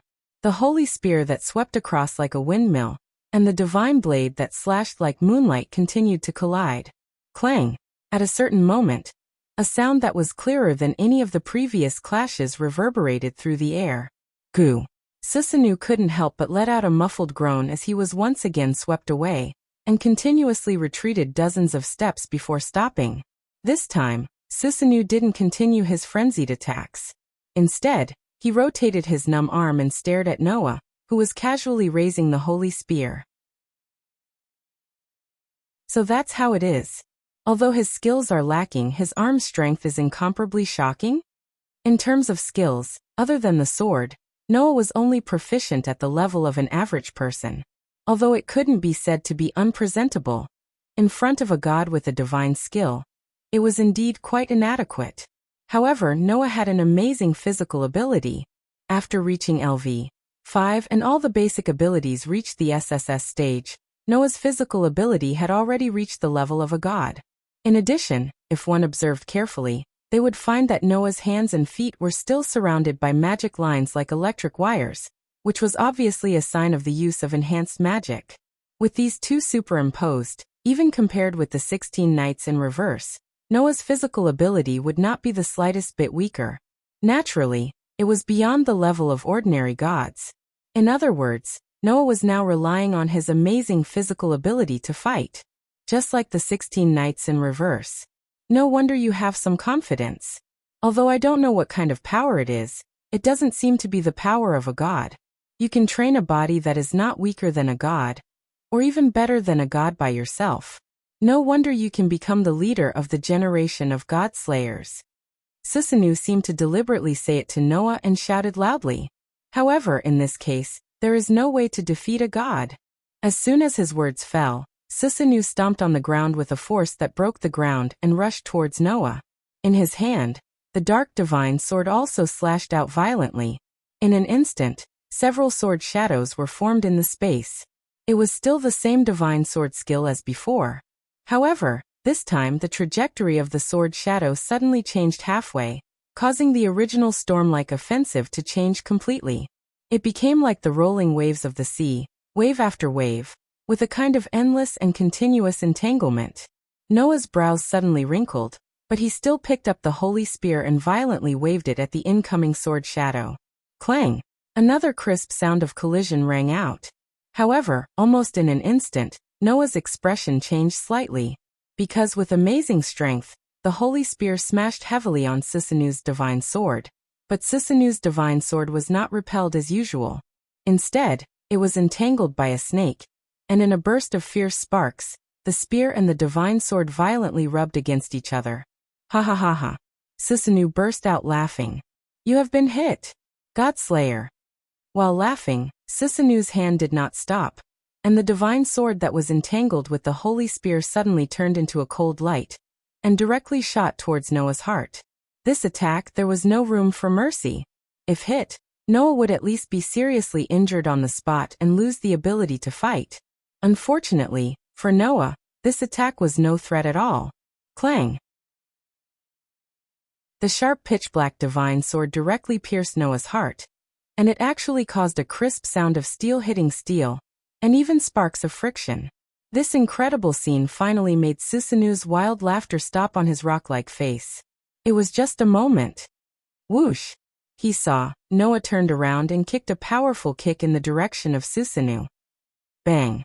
Susunu, who did not have time to react, was directly kicked in the chest with a powerful force, and with a muffled sound, his whole body was kicked out. Whoosh! The terrifying strange force acted on Susunu's body, and his whole body turned into a cannonball, and with a sharp sound of breaking the air, he finally hit the rock wall of a cliff, and directly smashed the cliff wall, and pieces of rocks fell to the ground. Bang bang bang bang. Pieces of rocks smashed into the ground, causing a series of heavy muffled sounds to resound. Susunu was directly buried by the rocks, and in an instant, his figure disappeared. However, it was only for a moment. Bang! In the next moment, a storm rose from the center of the pile of rocks, and directly lifted the huge rocks. In the center of the storm, Susunu slowly stood up, raised his head, and shot straight in the direction of Noah like an arrow. You're quite capable, boy. A trace of blood flowed down from the corner of Susunu's mouth. Can you have an invulnerable body? Is that your power? Susunu narrowed his eyes. Invulnerability is usually a power possessed by the god of steel. Could it be that you've killed a steel somewhere? You talk a lot of nonsense. Don't tell me you expect the opponent to tell you his ability in a duel. Noah said so, and the corner of his mouth slowly rose. Compared to this, shouldn't you be more concerned about that broken sword of yours? If you don't pay attention to it, it will break. Hearing this, Susunu's face changed, and he suddenly turned his head and looked at the Tian Songyan in his hand, and then his face changed again, because on the body of the famous divine sword, there were cracks all over it, and the Tian Songyan looked like a glass that was about to break, and it was too horrible to look at. You also said that my skill is not good. In that case, why should I use this spear? Noah raised the holy spear in his hand and pointed it at Susunu from afar, which was emitting a sacred and ancient aura. That is because this spear exists to bury gods like you. Chapter 14:13. It was the spear of Longinus. It was a god-killing holy spear that only worked on individuals with divinity. The higher the divinity of the opponent, the more damage it could inflict. Someone like Susunu, who was directly created by the father god in Japanese mythology, would have a high divinity. As long as he was stabbed by the spear, there was almost no chance of him surviving. However, although the holy spear was powerful, it would only work if it could hit its target. If it could not hit its target, it would be useless. Therefore, in the past, when Noah used this holy spear, he would first use the Enkidu to bind the opponent, then use the Longinus to attack. However, Noah did not use the Enkidu at the beginning of the battle with Susunu. This was because Susunu had Tian Songyan in his hand. Not only was the divine sword a god relic, but it was also Susunu's subordinate god. It was similar to a demigod with divinity. Therefore, even if Lin Huang did not use the Enkidu to bind it, he would still be able to inflict damage on the divine sword if he used the spear of Longinus. However, Tian Songyan was only a subordinate god. Its divinity was not as high as Susunu's. It was only comparable to a demigod. If its divinity was lower, the damage that the spear of Longinus could inflict would be weaker. However, no matter how weak it was, the damage that was accumulated from the countless collisions would almost reach the critical point of the divine sword. So, Noah waved the holy spear in his hand and stared at Susunu, who had a change of expression. It's my turn to attack now. Noah raised his empty hand as soon as he finished speaking. Buzz. Suddenly, golden ripples appeared in the air around Noah. Golden light flowed on the surface of the ripples. There were wedges of different shapes at the front of the chains. The crisp sound of the chains could be heard as they shot towards Susanu. Susanu finally couldn't keep his calm anymore. This was because the chains that shot towards him were as threatening as the strange spear in Noah's hand. It would be bad if he was caught by the chains. Susanu's heart was filled with a strong sense of alarm. Immediately, Susanu's body was surrounded by a strong gust of wind. He lifted his strong body and flew up into the air. Amidst the crisp sound of chains clanging against each other, the chains suddenly turned around and rushed towards Susanu, who was flying in the air. Susanu was speechless. He immediately controlled the wind and turned it into a hurricane. It was like a tornado that swept across the sky and retreated at an extremely fast speed. However, the rain of chains didn't give up and continued to chase after Susanu. It was as if the rain of chains was following closely behind Susanu. Therefore, in the stormy weather, the tornado and the chains that were glowing with a dazzling golden light began a chase under the dark clouds. Moreover, both of them were moving at an extremely fast speed. Looking at this scene, even the princess and the monk's expressions began to turn anxious. Those chains! The tyrant stared at the chains that were chasing after the tornado. Is that a type of god relic too? I think so. Ordinary weapons can't threaten a god. However, you can't ignore the weapon that the Devil King is using. The princess was in disbelief as well. What exactly did the Devil King use to be able to use those god relics so easily? Just as the name implied, god relics referred to all the weapons, tools that God used. Almost every god relic had a unique power that contained wisdom that humans could not replicate. It was a true god's weapon. Usually, only gods could use god relics. Apart from gods, it was impossible for humans to use god relics, unless they could find a complicated way to use them. Take Huina for example. The reason why she could use the Kusanagi cloud was that she could borrow a god's power. Huina could only use the Kusanagi cloud after obtaining the god relic's approval, by possessing Susanu's divine power. Humans would not be able to use god relics if they did not use such a roundabout method. However, Noah could use god relics without any hindrance. Could that be the power of an authority too? The princess and the tyrant had the same thought. After all, apart from Erica and Liliana, the rest had no idea what kind of authority Noah had obtained exactly. Even Erica and Liliana only knew half of it. They did not know Noah's authority completely. Therefore, Noah's authority was still a mystery to the rest. Only Alice and Tony had more or less grasped some information. However, even these people had no idea what it was. Noah had tens of thousands of relics that were on par with god relics. Seeing that the Enkidu was unable to catch up to the tornado that was known for its speed, Noah's brows furrowed slightly before he relaxed. Then let's try this. A gigantic golden ripple spread next to Noah as soon as he was done speaking. A gigantic crossbow appeared from the ripple, as if it was pushing something. The expanding mana was sucked into the crossbow, causing the arrows on the crossbow to flash with a star-like brilliance. Go after it. Kill 100 of them, 9 lives. When the real name of the relic was released, the arrow that was shining like starlight vibrated. The starlight on it grew, turning the arrow into a beam of light. The next moment, the beam of light shot out like a shooting star. It twisted in the middle, and suddenly split into 9 beams of light that looked like a dragon, shooting into the sky. Susanu, who was dodging the attack, was shocked. He turned his head and looked in a certain direction. 9 laser beams pierced through the space and flew towards Susanu at a much faster speed than the golden chains. They circled around each other, and shot towards Susanu at a much faster speed. Susanu's eyes widened. He quickly controlled the tornado that was circling around his body. The tornado that was flying in the air suddenly changed direction, and retreated to the side. However, Susanu did not know that dodging the attack was useless against this relic. Kill 100 of them, 9 lives. This noble phantasm was the noble phantasm of Hercules, who had a history with Noah. In Greek mythology, Hercules was given 12 impossible tasks. One of the tasks was to destroy the sea monster that wreaked havoc in the world, the Hydra. In the legend, Hercules finally overcame all kinds of difficulties and killed the Hydra with a bow and arrow. The bow and arrow that Hercules used to kill the Hydra was kill 100 of them, 9 lives. It could turn the arrow into a beam of light, and then into 9 tracking lasers. It was a relic that could even kill a fantasy breed with one shot.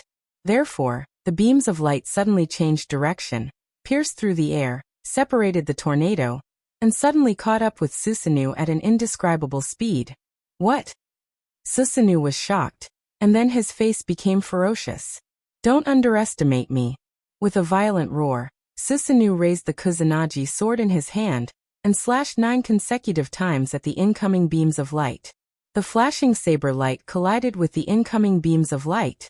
Bang! Bang! Bang! Bang! In an instant, the 9 saber lights collided with the 9 beams of light, stirring up intense flames and shock waves in all directions. However, not only did Susanoo not show any joy, but his pupils shrank. Whoosh! A figure rushed out of the intense flames and shock waves and flashed in front of Susanoo. You're the one who underestimated me, you bastard god! The god-killing holy spear turned into a red light and stabbed out violently. Chapter 14:14. Whoosh!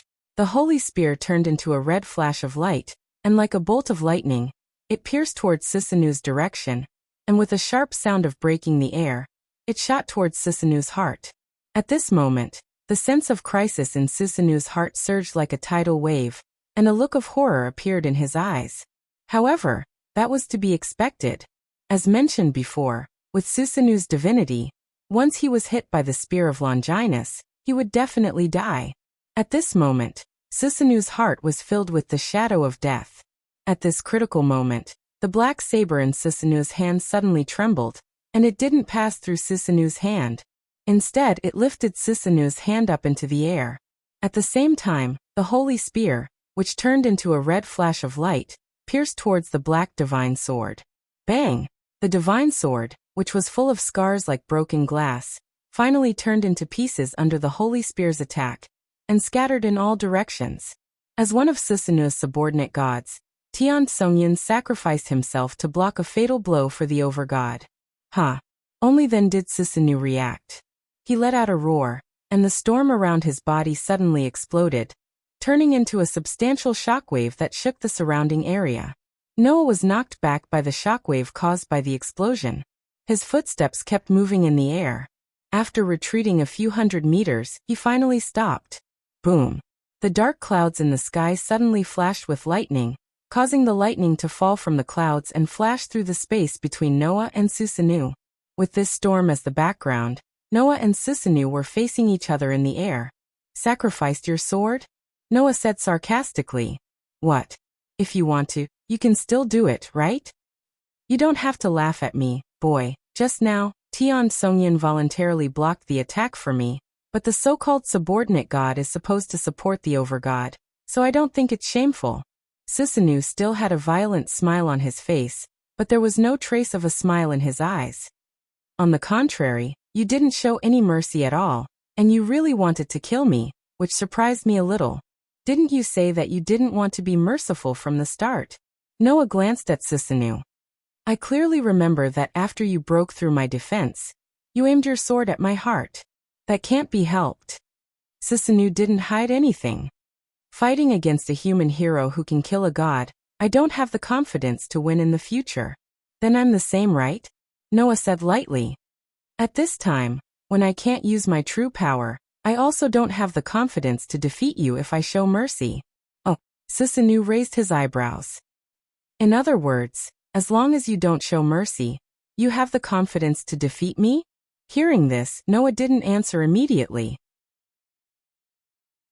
Instead, he curled his lips and raised the holy lance in his hand, pointing it at Susanoo from afar. Didn't the attack just now fully prove this point? Yes. The attack just now had fully proved this point. Even if Noah can't use his authority yet, with his current strength, as long as he uses his full strength, he can defeat a god. Today, Noah has been reborn, and his strength is no longer the same as when he first came to this world. When he first came to this world, Noah didn't become a god slayer, and he didn't have the authority of a god. After Tony used the power of the demon sword, he was defeated in a single attack. Now Noah was much stronger than he was back then. Even without the authority of a god, Noah still has the power to defeat a god slayer, and a god of disobedience. This is a true rebirth. Sisanu didn't know that Noah didn't use his authority from the beginning to the end. However, just now Noah did almost kill Sisanu, which fully proved the fact that if he uses his full strength, he can defeat Sisanu with 100% certainty. However, this fact made Sisanu laugh out loud. Good. Very good. In that case, then I won't be polite. As soon as the words fell, Sisanu's body suddenly surged with a vast amount of curse power.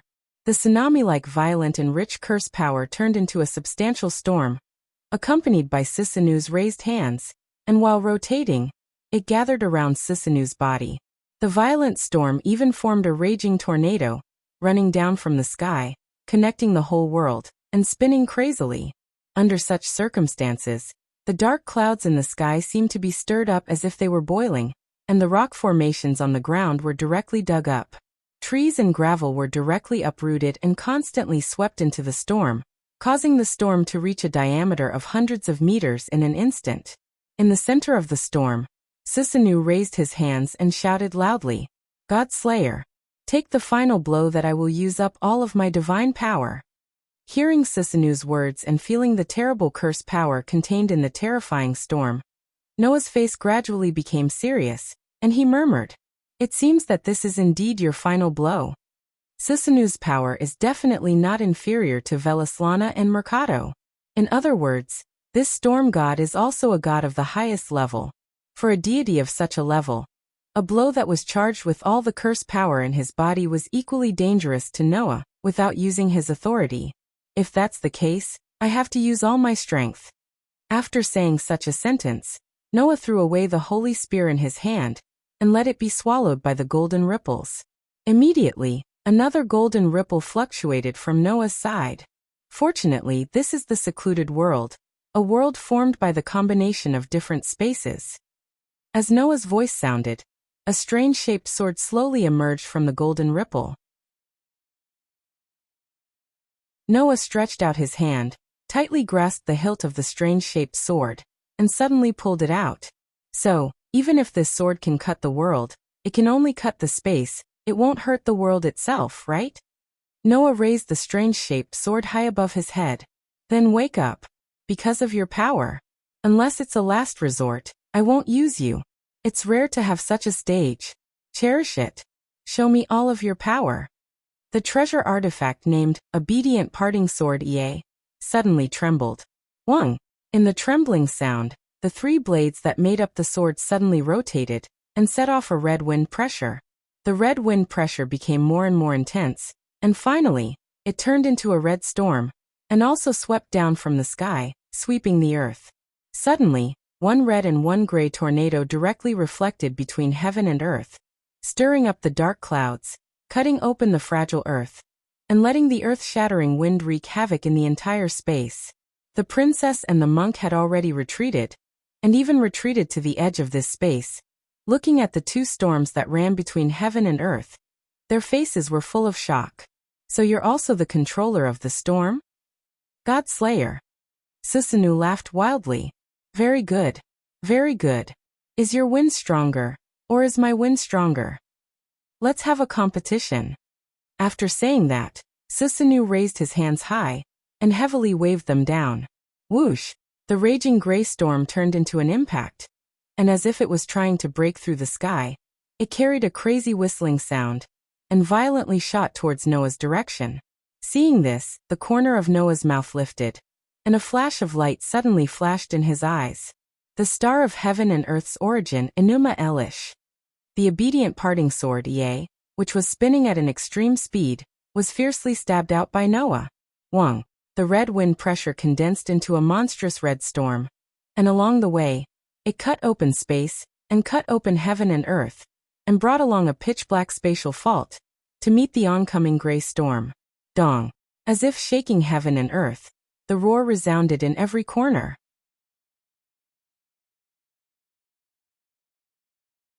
Chapter 14:15. Boom. In the storm, the red storm and the gray storm suddenly collided, causing an earth-shattering roar, setting off an extremely terrifying impact. The red wind pressure and the gray wind pressure turned into countless chaotic airflows, crazily flowing in all directions. Bang bang bang bang. Everything that was swept by the wind pressure, no matter if it was trees, rocks, cliffs, or the ground, exploded, turning into fragments that were directly swept into the wind pressure and annihilated into powder. Kacha kacha kacha. In midair, the space was like a fragile piece of glass. Under the raging red wind pressure, it cracked and shattered. Whong. Just like that, the pitch-black spatial fault suddenly appeared wherever the red storm passed. It trembled repeatedly and devoured everything that was swept into it, annihilating everything into nothingness, including the gray storm. Almost at the moment of collision, the gray storm was suddenly entangled by the red storm, and was suddenly pulled into the spatial fault by the red storm, disappearing into the pitch-black spatial crack. What? Susanu's face was filled with horror. Noya, who was holding the 3 blades in his hand, continuously spun and released a red wind pressure. He looked at Susanu's horrified expression and sneered. The controller of the storm? That's not right. The real ability of the noble phantasm was not to control the storm. Instead, it was to form a spatial fault, and then split the world, reproducing the scene of hell before the birth of heaven and earth. So it should be the creator of hell. After saying that, Noah was like a raging torrent of magical power, pouring it into the noble phantasm. Boom. An even more violent red wind pressure suddenly expanded from the point where the 3 blades of the sword of guile parting, were connected. The wind pressure expanded and turned into a storm that pierced through space. While it tore through the space barrier, it carried along a dark space fault and swept violently towards Susanu's direction. The pitch-black spatial fault that seemed to have divided the whole sky into 2 suddenly became like a pitch-black galaxy, crossing the sky and falling on the huge gray storm. The gray storm was directly crushed by the pitch-black spatial fault, turning into a turbulent flow, and was pulled into the spatial fault, disappearing without a trace. Then, the red wind pressure gathered into an even more terrifying storm, and like a red tornado breaking through the sky, it violently shot in the direction of Susanu. At this moment, in Susanu's heart, a fatal sense of crisis exploded. The shadow of death suddenly shrouded Susanu's heart. His pupils shrank to the size of a needle tip. His resolute face was filled with horror and despair. After exhausting all of his divine power, Susanu could only watch helplessly as the spatial fault that seemed to have divided the sky and the earth into 2 halves, as if creating a road leading to the underworld, rushed towards him. In his heart, there was even a touch of despair. In such a situation, the red wind pressure still tore the space apart like glass, causing the space fragments to splatter in all directions. On one hand, the red wind pressure divided the sky and the earth into 2 halves, and on the other hand, the spatial fault that symbolizes the underworld was approaching in the direction of Susanu. It didn't take long for the spatial fault that divided the sky and the earth into 2 halves to arrive in front of Susanu. Susanu, who has exhausted all of his divine power, could only stare blankly at the spatial fault that filled his entire field of vision, and his whole body was frozen in place, unable to move at all. Just when Susanu was about to be engulfed by the red wind and annihilated by the spatial fault that divided the sky and the earth, 2 figures suddenly appeared on both sides of Susanu, grabbed Susanu, and then disappeared in place. In the next second, the red wind pressure swept past the spot where Susanu had been standing. The pitch-black spatial fault also sliced this part of the world in half, and it didn't slow down in the slightest as it flashed past like the Milky Way until it reached the end of the world. Wherever the pitch-black spatial fault passed, the surrounding space would crack open, making the entire sky look like a spider web, filled with cracks. After an unknown amount of time had passed, the red wind pressure that had ripped open the space and created a spatial fault gradually dissipated and slowly disappeared. What was left was the spatial fault that seemed to have divided the entire sky into 2 halves, spanning across the 2 ends of the sky, and it didn't calm down for a long time. As for the ground, under the raging wind pressure, it has long been turned into ruins. The original mountain forest and stream had long been completely shattered and disappeared without a trace. Wang. The 3 spinning blades that were spinning at an extremely fast speed slowly stopped, and the red wind pressure completely disappeared. Noah slowly pulled back the Guili sword that he had thrust out. Looking at the huge, pitch-black spatial rift that stretched across the entire horizon and split the entire sky into 2, there was no joy on his face. After being strengthened by the dragon's sovereignty of the sun, Noah's strength has been raised to another level. Using such a terrifying amount of magic to release the power of the good separation sword to cut open the entire world and achieve the true creation of the heavens and earth, that would not be strange at all.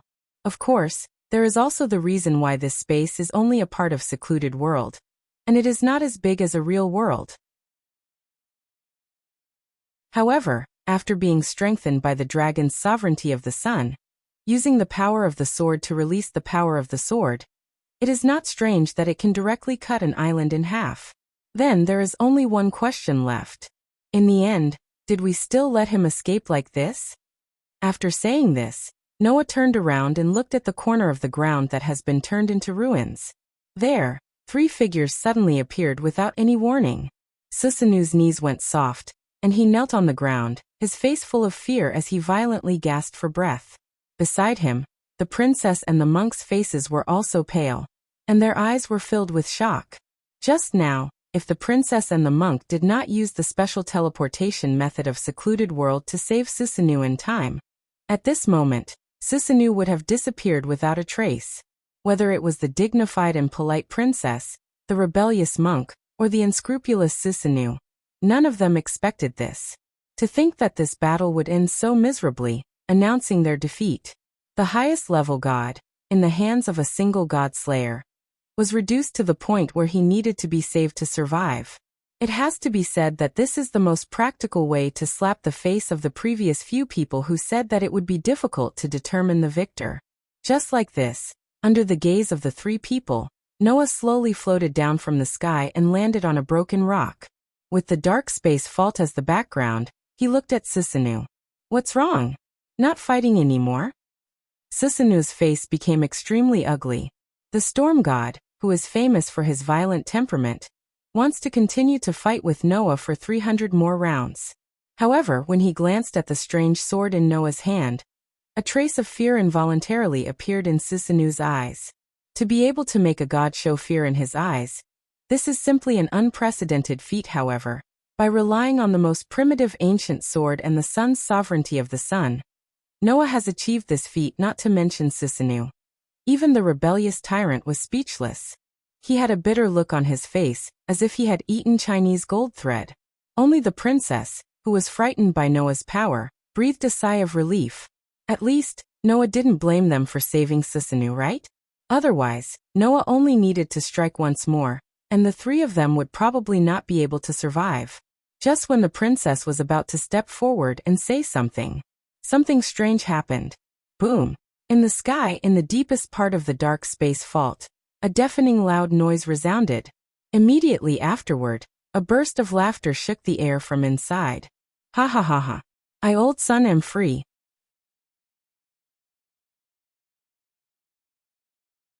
Chapter 14:16. Ha ha ha ha. I old son am free. When such a burst of laughter rang out from the pitch-black spatial fault that spanned the entire sky and entered the ears of everyone present, everyone was stunned.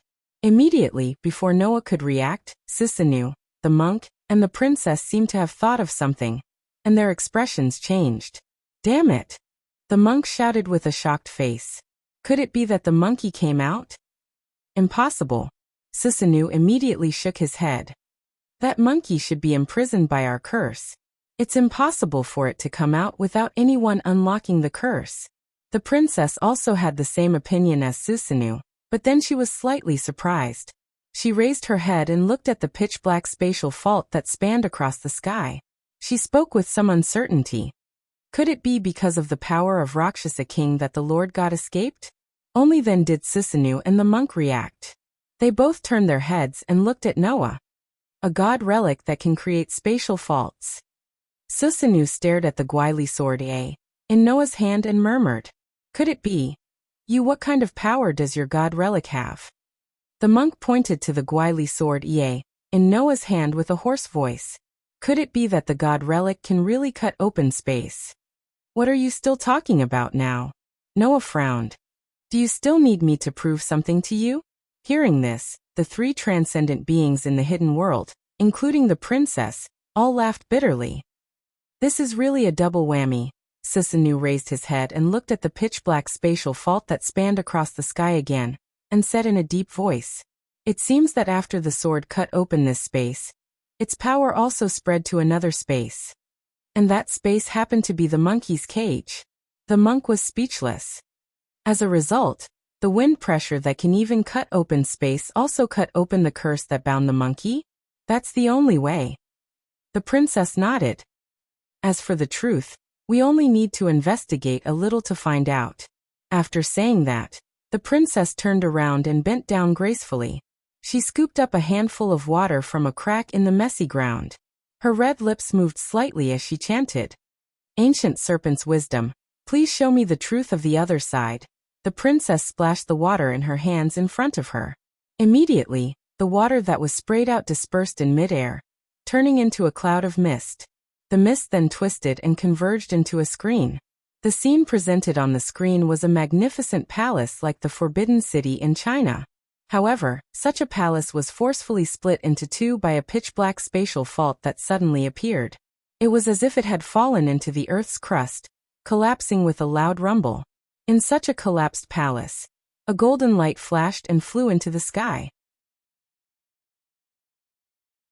In the distance, a golden cloud flew over from one side of the sky at an astonishing speed.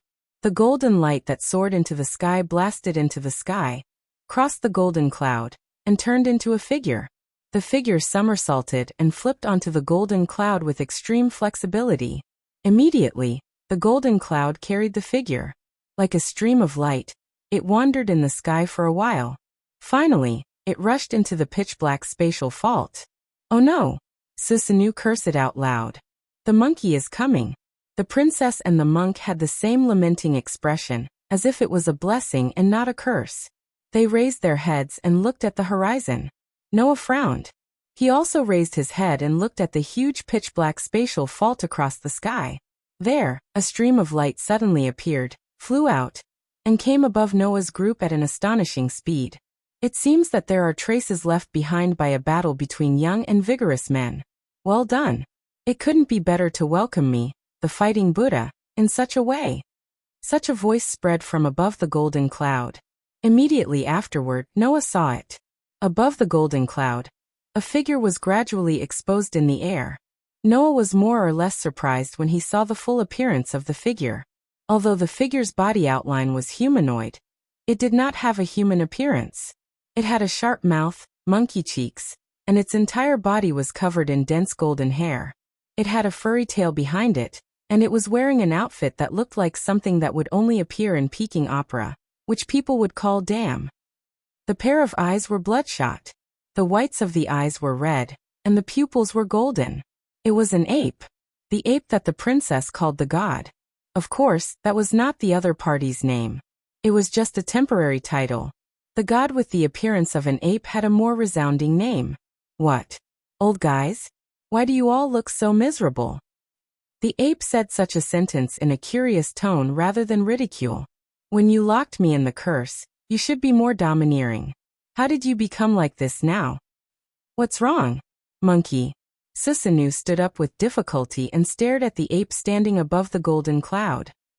"If you are here to seek revenge on us, even if you become like this, I can continue to accompany you." No. Revenge is something that only mortals do. If you defeat me in a fair battle, then as the fighting Buddha, in order to show my bravery and strength, it is natural for me to seek revenge on you. The ape scratched its furry face and said so. But revenge for such a trivial matter is not something that a well-known existence like me should do. Such a declaration was simply preposterous. No, it should be said that the only people who could treat something like imprisonment as a trivial matter were these gods. Lord God Ape. The princess looked at the ape with quiet eyes. "You've finally gotten out too." Yes, the descendant of the snake god. I, old son, can finally see the light of day again. The ape straightened its tall body and spoke loudly. Also, don't call me Lord God Ape. I am not Lord God Ape, but a person who is with the sky.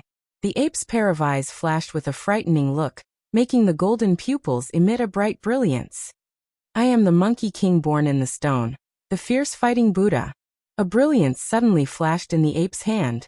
The brilliance condensed into a long strip and finally turned into a staff made of steel. Holding the heavy steel staff in his hand, the ape's body surged with amazing curse power. His voice vibrated like a sound wave. My surname is Sun, and my name is Wukong.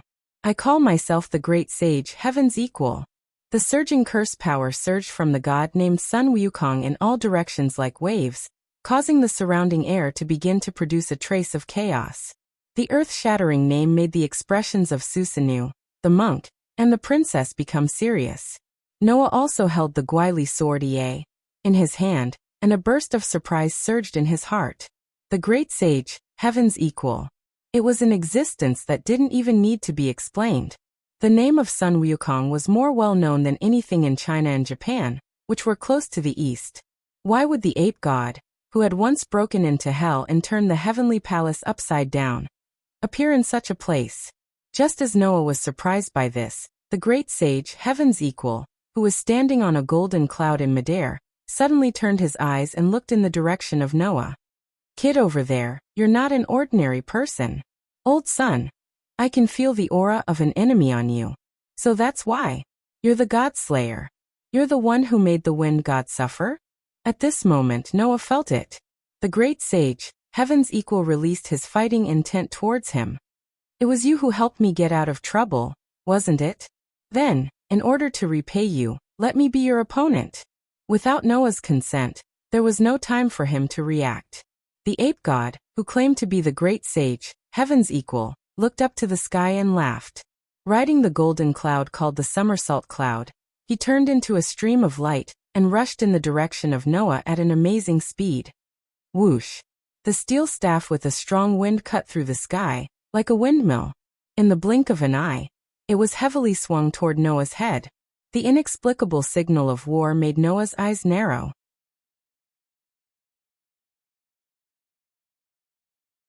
Chapter 14:17. Although he didn't know why great sage equaling heaven suddenly appeared, according to the dialogue between Susanoo, the monk, and the princess, Noah still more or less guessed some reasons. For some reason, great sage equaling heaven seemed to be imprisoned in one of the spaces in secluded world by Susanoo, the monk, and the princess using some kind of curse.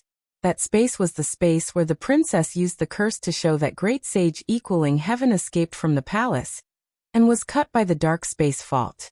Due to Noah's use of the good parting sword Ie, the space that Susanoo occupied was directly cut open by the noble phantasm that could cut open the world. At that time, the wind pressure of the sword of Guili Ie just affected the space where great sage equaling heaven was imprisoned. After all, secluded world was a multidimensional world composed of different spaces. The fact that people here could teleport through imagination proved that there was a connection between these isolated spaces. Therefore, Noah used the sword of Guili Ie to cut open this space, which happened to open the way to the space where great sage equaling heaven was imprisoned. As a result, the wind pressure of the sword of Guili Ie also cut open the space where great sage equaling heaven was imprisoned, and even cut off the curse that imprisoned great sage equaling heaven, allowing great sage equaling heaven to see the light again. Then great sage equaling heaven came to this space through the space fault caused by the sword of Guili Ie, from the space where he was imprisoned. In other words, although he didn't know the specific details, Noah seemed to have coincidentally released the god of disobedience that Susanoo, the monk, and the princess imprisoned with great difficulty, allowing the god named Great Sage equaling heaven to appear in this space. Yes, Great Sage equaling heaven was a god of disobedience. He was not a god like Susanoo who lived in seclusion in secluded world. Instead, it went against the myths and became a body that went against the Tao. It was a true god of disobedience who was dominated by arrogance. Ha ha ha ha. Come on. God Slayer. Look at my staff. With a hearty laugh, Excellency Ape, who was as tall as the sky, stepped on the somersault cloud and rushed to Noah at an amazing speed. He waved his cudgel, which squeezed the air clean and brought a whistling wind. Feeling the violent wind pressure from the attack, Noah quickly raised the discerning sword in his hand. Clang! The sound of steel colliding with steel resounded, stirring up a powerful shockwave that spread in all directions. The terrifying force from Sun Wukong's steel rod smashed into the Guili sword causing Noah's hand to go numb as he let out a groan. That terrifying strength came entirely from the great sage, heaven's equals shocking weight, causing Noah to involuntarily click his tongue. So heavy. Of course it's heavy. The great sage smiled proudly. The Rui Jingu Bang of the great sage, heaven's equal, is made of divine iron. It is a divine needle that can even calm the sea. It weighs 13,500 kilograms.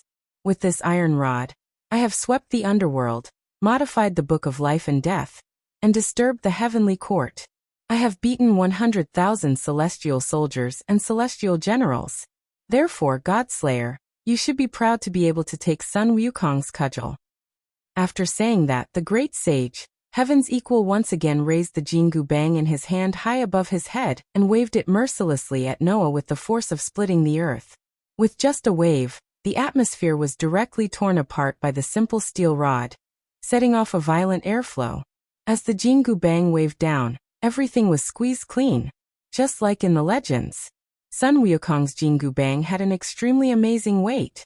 Even Noah, who had used magic to strengthen his arm strength and the LV5 ability value, felt that it was difficult to handle. He did not choose to take it and quickly retreated. Bang! The golden hooped cudgel, which did not lose its momentum, landed directly on the ground. The ground, which was already in ruins, suddenly exploded. It was as if it had been hit by a meteorite. It sank layer by layer until it turned into a crater with a diameter of hundreds of meters, before it stopped. Don't run. Godslayer. The great sage, heaven's equals monkey face, was full of joy. Riding the somersault cloud, he turned into a streamer and rushed in the direction of Noah. After a while he caught up with Noah, who was retreating, and waved his cudgel again. Noah only felt that his vision was blurred. Sun Wukong, who was riding the somersault cloud, flashed in front of him and waved the heavy iron rod at his head. Not only was his strength amazing, but his speed was also terrifying. However, that was to be expected. In Journey to the West, the great sage, heaven's equal Sun Wukong, had 5 most outstanding strengths. First, he held the Rui Jingu Bang, which weighed 13,500 kilograms. Second, he had an indestructible body, which was comparable to King Kong and was extremely hard. Third, he could summon the somersault cloud, which could fly 108,000 miles with a somersault. Fourth, he had 72 transformations, which was all-encompassing and ever-changing. 5. The fiery eyes of gold that can identify any demons and ghosts, and see through any illusions.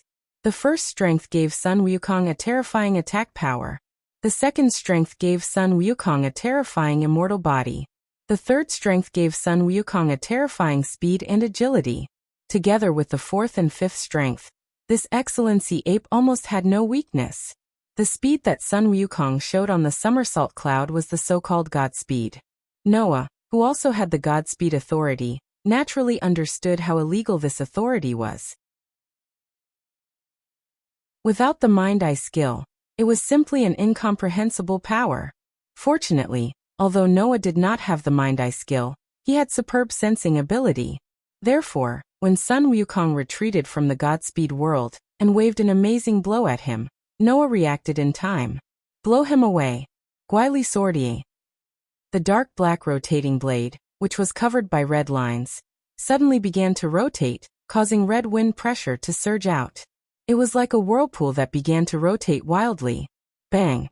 Like a wild whip, one of the red wind pressure, which was spinning wildly like a whirlpool, swept heavily on the chest of the Monkey King, who was about to swing the rod down, causing a heavy muffled sound. The great sage, heaven's equal, let out a muffled groan as he was sent flying. He landed heavily on the ground, creating a deep pit. Ouch! It hurts. Excellency Ape, who was riding on the somersault cloud, covered his chest and made a strange cry.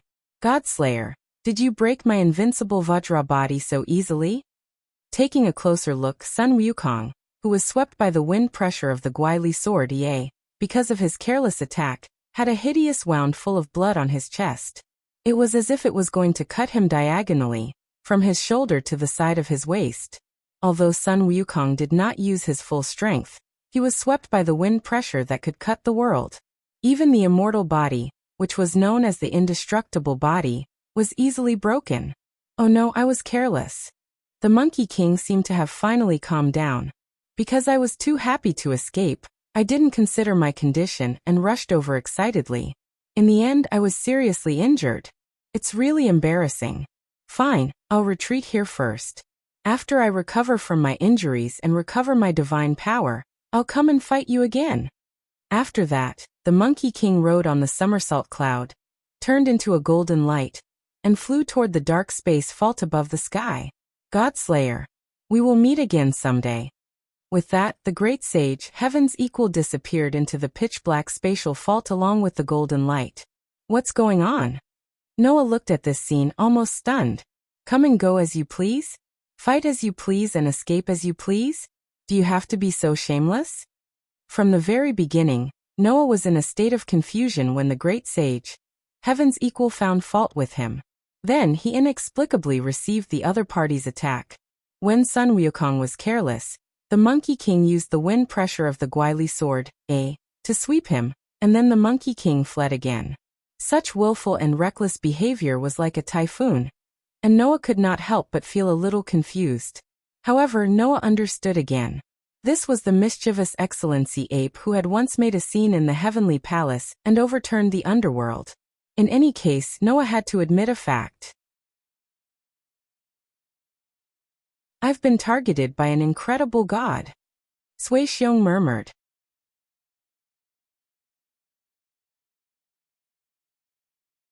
Chapter 14:18. It wasn't until the great sage equaling heaven disappeared into the dark spatial vault that Susanoo, the monk, and the princess looked at each other. It seems that Monkey King should have returned to the real world. Princess said with some worry. This time, the people on the ground will have to suffer a great disaster again. The appearance of the god of disobedience would bring great disaster to the world on the ground. Monkey King was the god of war with boundless magical power. If he became a god of disobedience and allowed himself to be manipulated by arrogance, ordinary humans could only suffer. That was also a matter of course. Princess was probably worried about this, right? The kindness of worrying about the country and the people obviously came from her heart. Compared with the kind-hearted princess, Susanoo and the tyrant were quite irresponsible. They said such words as if they didn't have a care in the world. Even so, don't humans have a saying that only by experiencing hardships can one stand out? Even if it causes a disaster, it's just a small matter. With the appearance of a disobedient god, the godslayers will naturally be attracted like sharks that have smelled blood. That monkey will be dealt with sooner or later, won't it? Hearing the heartless words of Susanoo and Monk, Noah frowned tightly and looked coldly at the two guys who he didn't have a good impression of at all. You are the ones who imprisoned Excellency Ape. Now that he has escaped and returned to the real world, he will definitely turn the world upside down after he recovers from his injury. It is not surprising even if there are heavy casualties. Only you guys who don't take human life seriously can sleep soundly, right? No, even if you say so, we have done everything we should do. Susanoo said without a trace of worry and guilt. What's more, although the curse of imprisoning the monkey was completed by us, the ones who really benefited were you humans. Now that something has happened, you want to push the blame to us. How can there be such a good thing? We humans are the ones who benefited. Noah's frown deepened. What the hell is going on? Hearing Noah's blunt questioning, which was almost in the form of an order, the rebellious monk immediately wanted to mock him. However, before that, Noah glanced at the monk and said indifferently, "You'd better not say anything I don't like to hear. Otherwise, I don't mind giving you another stab." After saying that, Noah gently raised the Guili sword in his hand. The red wind pressure that lingered around the sword carried an aura that made one's heart palpitate, causing the monk's shriveled face to twitch slightly. He could only swallow the sarcasm that was about to come out of his mouth. At this point, no matter how rebellious the monk was, he finally understood one thing. That was, it would not benefit him at all if he spoke too fast. These transcendental beings were not ordinary humans, nor were they ordinary god-slayers. Instead, it could use all kinds of god relics that only existed in myths and legends. It could even open up heaven and earth. It could even cut open the curse binding the god of disobedience. In addition, the other party was not an existence that would swallow insult and humiliation. He would do whatever he wanted. If he continued to provoke him, perhaps the next time he would be the one to face the world-splitting sword strike, he would be the one to face it. Even the monk, who had become a Buddha physically, would no longer have any sense of superiority at this time. The god-slayer in front of them must not be provoked. This was the monk's truest feeling now. Similarly, it was Susanu's feeling. Under such circumstances, even Susanu seemed to have swallowed his bitterness. He closed his mouth tightly, for fear that if he spoke rudely again, he would really be killed by Noah's sword. Only the princess took a step forward, and whispered to Noah softly, "The great sage is actually steel, that we summoned to slay the dragon and snake." Steel? Noah sighed aloud. Sure enough, Sun Wukong is also steel. In Journey to the West, Sun Wukong, the great sage equaling heaven, was a monkey that jumped out of a stone. After learning the magical powers of heaven and earth, he caused havoc in the heavenly palace, and was imprisoned in Taishang Laojuan's 8 trigrams furnace. However, after being calcined by the furnace fire, he obtained an indestructible body and fiery golden eyes. All of these myths were closely related to steel. If Sun Wukong, the stone monkey, was regarded as the stone itself, that is the ore itself, after being calcined by the furnace fire, he obtained a steel-like body when he came out. Wasn't that the process of forming a sharp weapon of steel, which was the forging process of a sword? The so-called steel god referred to the gods who slayed dragons and killed snakes and held weapons made of steel in their hands. Their existence itself was like a living sword. There was a legend that was completely consistent with the forging process of the sword, which was the best proof that the great sage equaling heaven was steel. Moreover, in Journey to the West, Sun Wukong subdued the dragon, and turned it into the Mount of Tang Sung on the way to the Buddhist scriptures, which was the legend of the dragon horse. The story of breaking into the dragon palace, and taking away the Rui Jingu Bang proved that this excellency ape had a deep relationship with the dragon and snake. In this way, the great sage equaling heaven was naturally the steel god, who slayed dragons and snakes.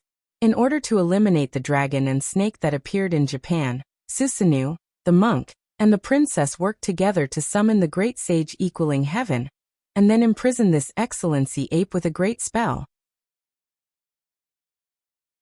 As long as a dragon and snake, the mythological beast of the dragon and snake, and the goddess of the earth, who symbolized the dragon and snake, appeared in Japan, the 3 of them would undo this spell and let the great sage equaling heaven go to slay the dragon and snake. Of course, after completing the task, the curse would reseal the great sage equaling heaven. Unfortunately, now this curse had been directly cut off by Noah with the Genesis divine sword, and it could no longer be restored. In addition to the purpose of slaying the dragon and killing the snake, we have also established a connection to the space where the great sage is imprisoned in the island country on the ground. The great sage's ancestral temple is protected by a strong barrier and a sealing spell. If there is a witch who can use a spell to weaken the seal, then we can use the power of the great sage. Heaven's equal to heaven to a certain extent. The princess tried her best to explain to Noah. In this case, the humans on the ground can more or less gain some benefits. So Susanu said that it was the humans who benefited? It's just that you didn't specifically imprison a disobedient god for the sake of humans, right? Noah looked directly at the princess. After all, the power that the great sage equaling heaven can lend to humans, you transcendental existences can do the same, right? You are right, the foreign Rakshasa king. The princess smiled bitterly. Our main purpose is to slaughter the dragon and snake that appeared in the island country. Why did you specifically summon the god of steel, who slays dragons and snakes, to eliminate the dragon and snake that appeared in the island country? Noah directly approached the main topic. It has something to do with the strongest steel that you have been very concerned about, right? Yes. The princess closed her eyes. Dragons and serpents can stimulate steel. Sometimes they awaken steel from its slumber, and sometimes they bestow steel with power. In order to prevent steel from waking up from its slumber, we summon the gods who can slay dragons and serpents. Just like Perseus in Naples, he appeared because of the appearance of the dragon beast, proving that the dragon and snake could awaken the sleeping steel. After Susanoo annihilated Orochi, he obtained the Kusanagi sword from its tail, which also proved that the dragon and snake could give steel the power. In order to prevent the strongest steel from waking up from his slumber in the island nation, these three transcendent existences had done so many things. That lord is the last king to appear in the world, known as the last king. At the same time, he is also the strongest steel. He can annihilate the demon king and become the natural enemy of the godslayer. The princess said quietly, letting that lord wake up again will not do much good to the world. We unanimously decided to let that lord continue to sleep. But this is also a very risky approach, Noah said calmly. The monkey has now broken away from your curse and returned to its disobedient body. What are you going to do? Fortunately, the king who can rival the great sage is also on this island country. The princess looked at Noah with great sincerity. The foreign Rakshasa king, please stop the great sage. Sure enough, things have turned out like this.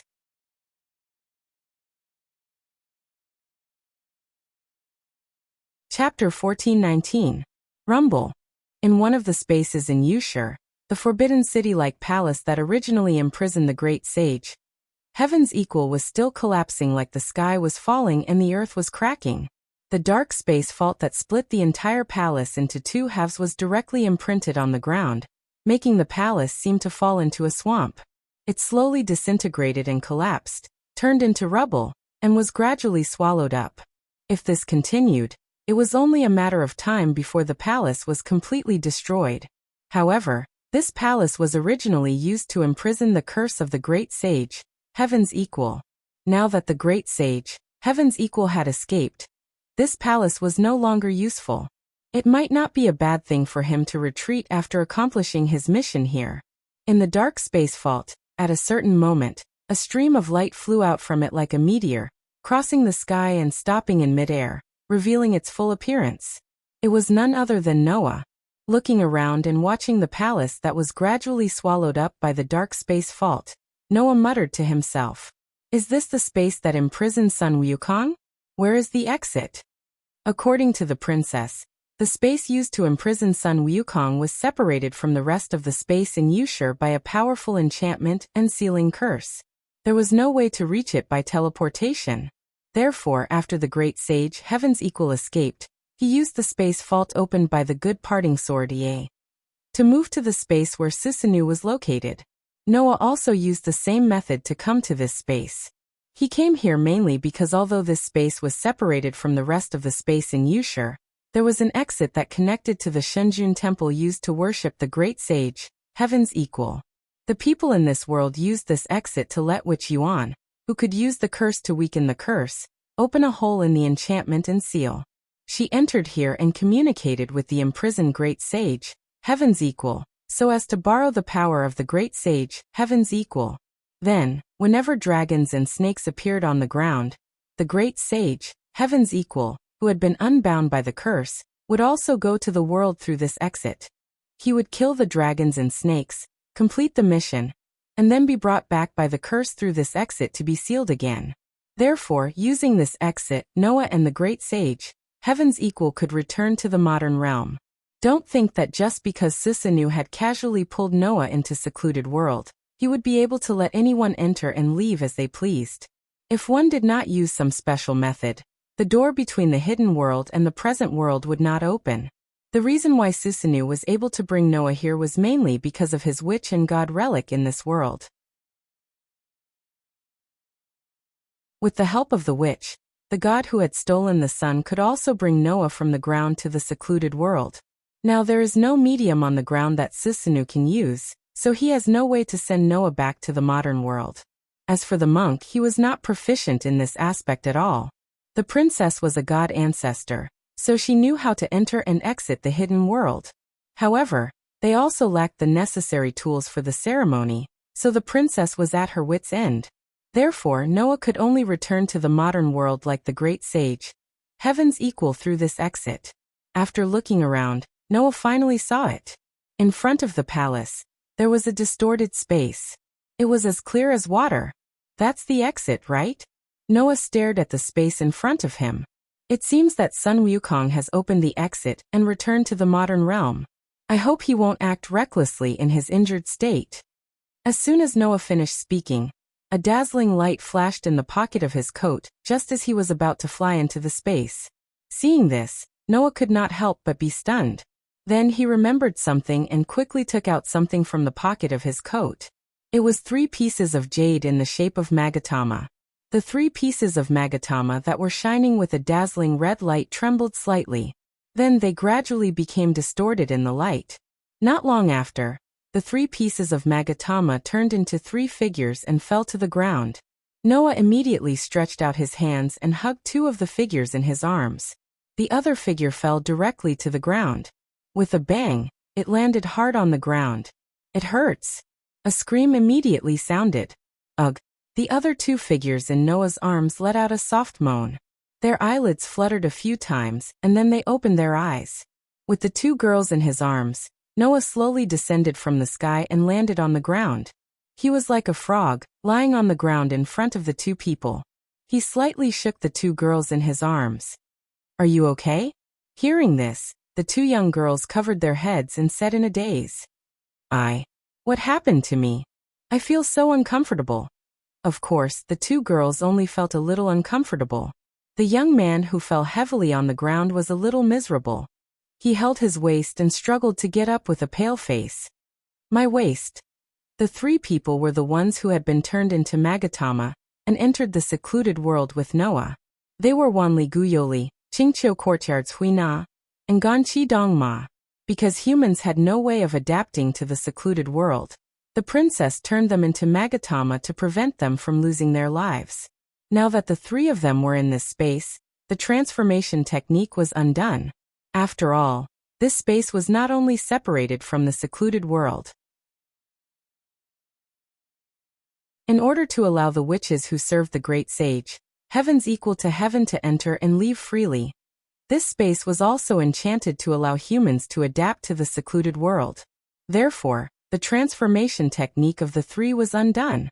Ganqi Dongma, who was holding his waist, grimaced as he instinctively observed his surroundings. Where is this? Wanli Guyoli and Qingqiu Courtyard's Huina also regained their senses and looked around.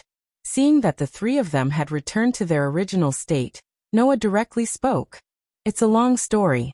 In short, let's leave the secluded world and return to the modern world first. Secluded world? Wanli Guyoli and Qingqiu Courtyard's Huina looked at Noah in surprise. This is the secluded world? That's right. Noah nodded. I will explain it to you slowly on the way. Let's go out first. Wanli Guyoli, Qingqiu Courtyard's Huina, and Ganqi Dongma looked at each other, then nodded. After entering the distorted space, everything around them became extremely dark, leaving only a path that was emitting light, connecting them to the front where they couldn't see the end. Noah, Wanli Guyoli, Qingqiu Courtyard's Huina, and Ganqi Dongma ran forward at a speed beyond what ordinary humans should have. However, Wanli Guyoli, whose physical strength was weaker than the average person, couldn't have such leg strength. He was now being carried by Qingqiu Courtyard's Huina. Under such circumstances, Noah briefly explained the current situation to the 3 of them. The curse of the great sage, heaven's equal, is broken? Ganqi Dongma was slightly surprised. Then he had a headache. This is troublesome. Not only Ganqi Dongma, but even Wanli Guyoli and Qingqiu Courtyard's Huina were surprised. This made Noah a little surprised. Why? Do you all know that the great sage, heaven's equal, is imprisoned? As long as you are a person in the industry, you will know more or less. Ganqi Dongma explained. King also knows about the 4 major families in Japan's curse world, right? Among the 4 major families, The Juyoshi Mizuka family enshrines Lord Ape in Nikko's West Heaven Palace. It is not an ordinary enshrine, but a deity who was originally the god of disobedience is sealed there. The Juyoshi Mizuka family has been borrowing the power of this deity for many years. However, Lord Ape in the West Heaven Palace is sealed with a great curse. If you want to borrow the power of the deity, you must have Witch Yuan, who can weaken the seal, to enshrine. Otherwise, there is no way to borrow the power of the deity. Hui Na continued Ganqi Dongma's words. Hui Na heard that Witch Yuan, who has this kind of talent, has not appeared again in the past 100 years. Therefore, the Juyoshi Mizuka family has not received the help of the deity's power for nearly 100 years. As a result, today, the curse that sealed Lord Ape was split open by obedient parting sword Ie, allowing the great sage, Heaven's equal to freedom. During the conversation, a light like a cave entrance appeared in front of them. Seeing the light, Noah and his party quickly quickened their pace and rushed into the light. The next moment, the darkness faded, allowing the sunlight to enter the vision of Noah and his party. However, other than the sunlight, there was also a scene that could only be described as unbearable to look at, imprinted in everyone's eyes. It was a dilapidated ruin.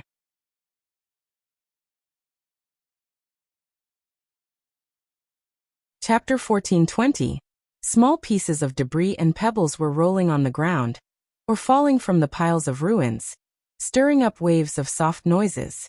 A cool breeze blew through the ruins, stirring up thick sand and dust, making the air a little turbid. The scene imprinted in the eyes of Noah, and the others made their faces freeze. Compared to the forbidden city-like palace in the space where the great sage, Heaven's equal, was imprisoned, this was a magnificent temple that was not the slightest bit inferior. However, at this moment, everything in the temple seemed to have been ravaged by a strong earthquake, turning into a tragic ruin. The surrounding trees fell in a radial pattern in all directions. The buildings seemed to have collapsed, turning into piles of rubble. One could faintly see people dressed as clergymen lying on the ground, or directly buried in the rubble, their bodies covered in dust.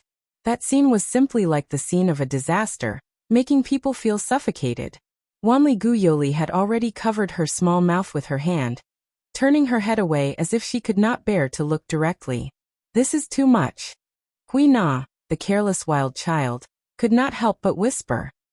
It seems that when the great sage left the Western Heaven Palace, he wreaked havoc, and then left? This was indeed something that the monkey would do. He must have thought that even if he retreated, he would retreat in a grand and open manner. After blowing away the entire Western Heaven Palace, he would then leave on the somersault cloud. Anyway, with the different values of those gods and humans, they would certainly not carry out such atrocities with the idea of destroying the prison where they had been imprisoned for many years with resentment. That was why those so-called disobedient gods were so detestable. It was estimated that even Athena, who had a very deep relationship with Noah, would not care about the lives of mere humans. If necessary, she would not mind making a river of blood, right? Because these gods who appeared on the ground were all disobedient gods who had long been swallowed up by the unique arrogance of the disobedient gods. They would only wreak havoc on the ground without mercy. Noah closed his eyes and fully unfolded his sensing ability. After sensing the aura of the scene, he opened his eyes again. The people here still have aura on them. They are not dead yet. Hurry up and arrange for rescue to rescue them from the ruins. Otherwise, they will really lose their lives. Hearing Noah's words, Wanli Guyoli breathed a sigh of relief, and then hurriedly said to Ganji Winterhorse, who was beside him, "Mr. Ganji, please hurry up and arrange for rescue. It's already done." Ganji Winterhorse took out his mobile phone and dialed a number. "I will report the situation to the higher-ups and arrange for rescue. I will also send people to search for the whereabouts of the great sage, Heaven's equal. I hope that we can find him while he is seriously injured. It would be best if there are other places like this." After leaving such ominous words, Ganji Winterhorse took his mobile phone and went to the side to make arrangements. King Huina looked at Noah. "What should we do?" Wanli Guyoli also turned his gaze to Noah, his face full of worry and nervousness. Noah couldn't help but smile bitterly. "What should we do?" What else can we do? Do you have a way to fight against that monkey here? It's impossible, right? Even if it's Huina, it's the same. Huina said directly. Sure enough, we can only ask the king. Mr. Noah. Wanli Guyoli obviously had the same idea, so he mustered up his courage and said to Noah, "Can we ask you to help us deal with the great sage? You don't need to ask, I will do it." Noah laughed, then looked at the ruins in front of him and said softly, "After all, this is an agreement, and also my responsibility." The agreement refers to the agreement with the History Compilation Committee. The History Compilation Committee provides Noah with an attendant who is responsible for solving secular affairs. During this period, if the god of disobedience appears in Japan, then Noah will deal with it. Now it is time to implement this agreement. As for the responsibility, it refers to Noah's personal responsibility. After all, although it was unintentional, the person who released the great sage, heaven's equal, was Noah, wasn't it? Since this is the case, Noah naturally has to bear this responsibility and send the monkey back to the Western Paradise, so that it will not come out again to harm people. Although Noah is still adapting to the current authority, it will take about 3 more days for him to use it. However, the current Noah is no longer an ignorant person. Even if he doesn't use the authority, he still has the ability to face the highest level of the god of disobedience alone. The battle with Susanu just proved this point. So don't let me find you, stinky monkey. Unfortunately, Noah doesn't know. The impact of the reappearance of Sun Wukong is not limited to this island country. In the Brittany region of France, in a forest, a young girl who looks to be only 12 or 13 years old, but is wearing a pitch-black dress and exuding a noble temperament, stood by a lake, as if praying, and spoke to the lake. "Uncle, a new stele has appeared in the island country at the end of the east." The girl's words seemed to turn into ripples, causing the lake to begin to fluctuate. Not long after, on the lake, the image of a knight wearing white armor emerged from the lake. "My beloved daughter, Guinevere, will the stele that has appeared this time be the king that we are searching for? I'm not sure." Using stele as an example, it seems to be a god with other complicated attributes, and is not the most orthodox and pure stele god like Uncle. Guinevere closed her eyes, still in a praying position. However, Guinevere and Uncle have been searching for Master all these years, but we have not set foot on the island country at the end of the east. Now that stele has suddenly appeared in that island country, Guinevere thinks that there must be a reason. "That is to say, this is your intuition?" the god named Lancelot said in a heavy voice. "Since it is your intuition as the Queen of Witches, then the possibility is very high." Unfortunately, it did not trigger spirit vision, just some inspiration. Guinevere opened her eyes and looked at Lancelot in the lake. "So, Uncle, I plan to set off and go to the island country at the end of the east to investigate. Let's do as you say." Lancelot did not have any objections. "However, don't forget, we were defeated by the young god Slayer once, and even the Holy Grail was taken away. This time we can't be careless." A trace of hatred and fear appeared in Guinevere's eyes, and she nodded heavily. At the same time, in London, England, in a luxurious mansion, enjoying the title of princess, the girl who was known as the most outstanding lady in Europe was walking in the courtyard, bathing in the sun while talking to herself comfortably. It's so good to be able to walk freely. Because of her special talent, the girl's body had always been very weak. In recent years, she could only lie in bed and could no longer get up. She could only rely on the method of creating doppelgangers to move around in the sun. However, a month ago, the girl got rid of that life and her body recovered. This is all thanks to the king. The girl pursed her lips and smiled elegantly. At the same time, she thought of the method that the king helped her recover. Her pretty face flushed slightly, and her small hand pressed on her lips, looking like a young girl in love. "He is so tough. I really want to complain to him." Just as she finished speaking, the young lady seemed to have suddenly sensed something. She stopped in her tracks and smiled sweetly. "Hiding in the dark and peeping on ladies. That's a pretty good hobby, isn't it?" This sentence was immediately rebutted by a displeased voice. "Undoubtedly, the guy who is best at peeping. What are you talking about?" As the voice sounded, A bolt of lightning suddenly appeared in the courtyard. The lightning gradually turned into a bolt of lightning, and then into a figure that entered the girl's eyes. The girl who was familiar with the enemy in front of her knew what kind of power this was. It was the power called lightning spark. The person who came was Yarek. You're tuning in to the Lee May's Sword of Destiny YouTube channel. We're so grateful for your support, and don't forget to subscribe to join us on this incredible journey through captivating stories.